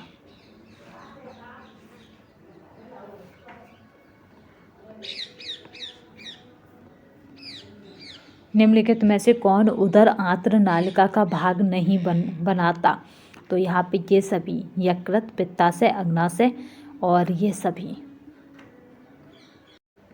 लार में पानी की मात्रा कितने प्रतिशत होती है। तो यहाँ पे जो राइट आंसर रहेगा 99.27% होती है। उदर आंत्र नलिका की आधारभूत प्रेरक गति डॉट कहलाती है। तो ये कहलाती है पेरिस्टोलिसिस। भोजन का चबाया जाना डॉट कहलाता है। तो यहाँ पे कहलाता है पीसना, क्योंकि भोजन को जब चबाते हैं तो वो एक लिक्विड फॉर्मेट में आ जाता है, यानी वो एक लिक्विड फॉर्म की तरह तरल हो जाता है, फिर हमारे वो अंदर यानी ग्रास नली में होता हुआ उधर की मतलब पेट की तरफ चला जाता है, उधर की तरफ चला जाता है। भोजन को मुख से चबाना पीसना कहलाता है। यह संपूर्ण पाचन क्रिया का प्रथम चरण है। शेष पाचन क्रिया अमाशय तथा छोटी आंत में संपन्न होती है। टाइलिन अपना कार्य तभी कर सकता है जब भोजन को भली भांति चबाया जाए।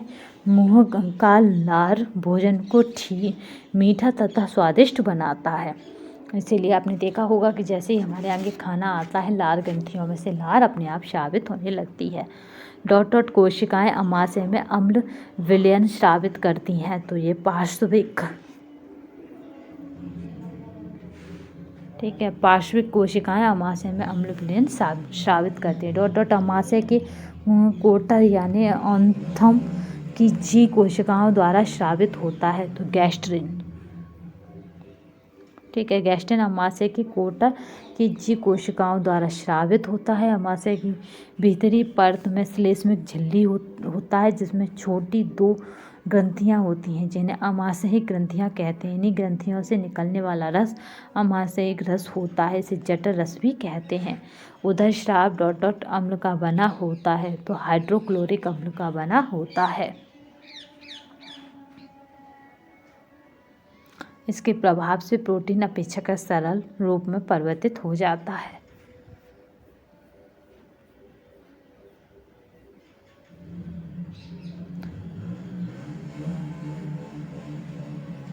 कार्बोहाइड्रेट के पाचन के लिए एमाइलेज एंजाइम डॉट डॉट स्रावित किया जाता है। तो यहाँ पर राइट आंसर रहेगा मुख और अग्नाशय दोनों में।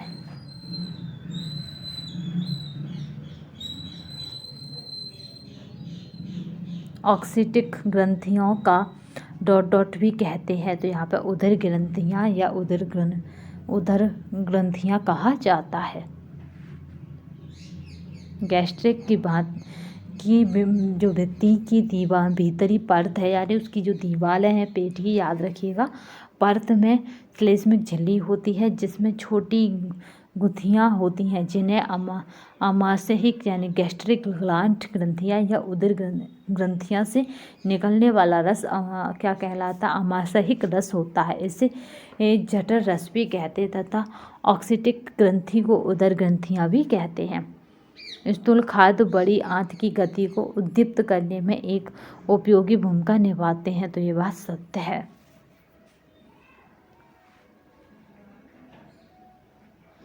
अभिकथन गहरा पाचन संस्थान की श्लेष्मिक झिल्ली पर पैंक्रियास के रसों के कारण होने वाले स्थानीय घाव को अमाशय अल्सर कहते हैं। जबकि कारण कह रहा है कि अत्यधिक यहाँ पे स्नायविक भावात्मक इच्छुक व कार्य यहाँ पे आक्रमणशील व्यक्ति अल्सर के अत्यधिक उन्मुख होते हैं।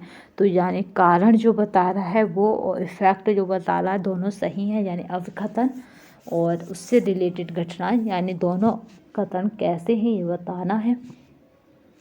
तो यहाँ पे जो राइट आंसर रहेगा कि क्या सही है क्या गलत है, तो यहाँ पे ए गलत है जबकि आर सही है। नेक्स्ट देखते हैं। ए गलत है परंतु आर सही है। अत्यधिक इसमें है स्नायविक भावनात्मक इच्छुक व आक्रमणशील व्यक्ति अल्सर के प्रति अधिक उन्मुख होते हैं, उन्हें अल्सर जल्दी होता है। पोषक तत्वों का अधिकांश अवशोषण होता है तो छोटी आंत में, ठीक है, छोटी आंत में इसका अवशोषण होता है। ये देखिए यहाँ पे जो अभिकथन होता है और जिसका कारण होता है, तो यहाँ ये क्या होता है, ये घटना घटी है, उसका ये इफेक्ट हुआ। इस तरह से समझिए इसे, जो रीजनिंग के सवाल होते हैं। अमाशय के बाद आहार नाल का शेष भाग आंत कहलाता है। आंत 2 प्रकार की होती हैं, छोटी आंत और बड़ी आंत। जो बड़ी आंत होती है उसकी लंबाई कम होती है, जबकि छोटी आंत की लंबाई सबसे अधिक होती है। या छोटी आंत की लंबाई बड़ी आंत से अधिक होती है, याद रखिएगा। कैरोटीन शरीर में कहाँ पर विटामिन ए को परिवर्तित करता है? तो यहाँ पे जो राइट आंसर है वो है हमारा यकृत में विटामिन ए परिवर्तित होती है कैरोटीन की सहायता से। कहाँ का क्वेश्चन है? तो ये 2013 का क्वेश्चन है जीआईसी का। आपको बता दें 2021 तक के जितने भी होम साइंस के एग्जाम हो चुके हैं उन सबके इसमें क्वेश्चन मौजूद हैं, तो परेशान होने की आवश्यकता नहीं है। तब से अब तक के सारे क्वेश्चन हम कर ले रहे हैं। रेटिनॉल केवल प्राणीज भोज्य पदार्थों में पाया जाता है, वनस्पतिक भोज्य पदार्थों में यहाँ पे है कैरोटीनॉइड होता है, जो यकृत में जाकर विटामिन ए में परिवर्तित हो जाता है। इसीलिए कैरोटीनॉइड्स को प्रोविटामिन ए भी कहते हैं। विटामिन ए गर्भस्थ शिशु में संग्रहित होता है। मुख में पाए जाने वाला एंजाइम है तो टाइलिन, ठीक है, टाइलिन क्या है, मुख में पाया जाता है। मनुष्य की मुख गुहिका सदैव तरल पदार्थों द्वारा नम बनी रहती है। आपने देखा होगा मुंह कभी सूखता नहीं है, नम बना रहता है। अगर सूखता है तो हमें प्यास अधिक लगती है, जिसे लार कहते हैं। लार ग्रंथियों से लार स्रावित होता रहता है, जिसमें 98% जल तथा सिर्फ 2% क्या है, म्यूसिन या फिर श्लेष्म और टाइलिन या फिर एमाइलेज नामक मंदपाचक एंजाइम पाया जाता है।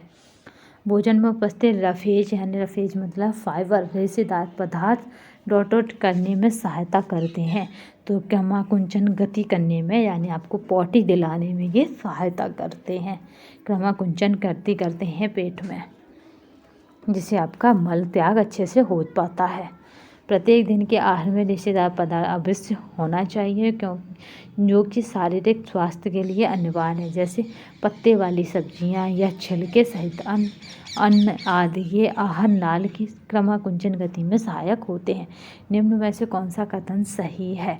तो यहाँ पर कौन सा कथन सही है ये बताना है। तो यहाँ पे जो राइट आंसर रहेगा वो है रेशे पाचन में सहायक होते हैं, क्योंकि यहाँ पूछा जा रहा है कि कौन सा कथन सही है, तो बस एक के रेशे पाचन में सहायक होते हैं। सेलुलोज ग्लूकोज की कई इकाइयों से मिलकर बने होते हैं। सेलुलोज अनाज, दाल, फल एवं सब्जियों के छिलकों में रेशों के रूप में विद्यमान रहते हैं। सेलुलोज अघुलनशील होता है।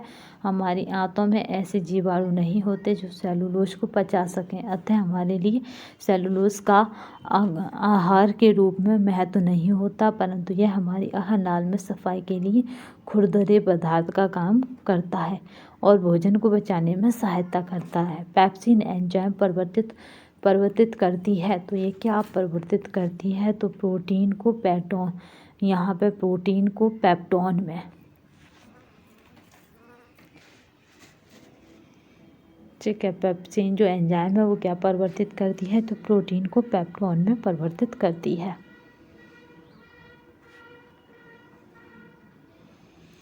पेप्सिन एक एंजाइम है जो भोजन के प्रोटीन को पेप्टोन तथा यहाँ पे पॉलीपेप्टाइड में बदल देता है। ग्लाइकोजन संग्रहित होता है तो लीवर में, ठीक है, यकृत में संग्रहित होता है। आवश्यकता से अधिक शर्करा यानी ग्लूकोज को यकृत कोशिकाएं ग्लाइकोजन में बदलकर उसका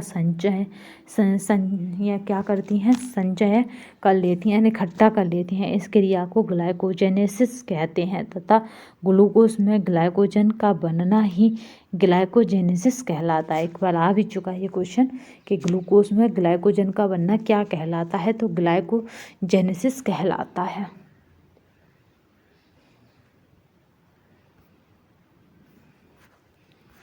ये पीडीएफ आपको हमारे टेलीग्राम तथा व्हाट्सएप नंबर पर मिल जाएगी। चलिए देखते हैं। आंशिक रूप से पचा भोजन कहलाता है कायम। ये इम्पोर्टेंट है बहुत। आंशिक रूप से पचा भोजन क्या कहलाता है? कायम कहलाता है। आमाशय में बना लुगदी के समान भोजन जो कि आंशिक रूप से पचा हुआ होता है तथा जिसमें पित्त रस एवं अग्नाशयी रस मिला हुआ होता है, कायम कहलाता है। इनमें से कौन बड़ी आंत का अंग नहीं है? तो ये आपका है इलियम। सीकम और कॉलम क्या है? बड़ी आंत का अंग है। यहाँ पे मलाशय और हो जाता तो बड़ी आंत का अंग हो जाता। तो यहाँ पे क्या है? इलियम। बड़ी आंत का भाग नहीं है बल्कि छोटी आंत का अंतिम सिरा है इलियम। जबकि सीकम तथा कॉलन और यहाँ पे हो जाता मलाशय, तो यहाँ पे बड़ी आंत के भाग हो जाते।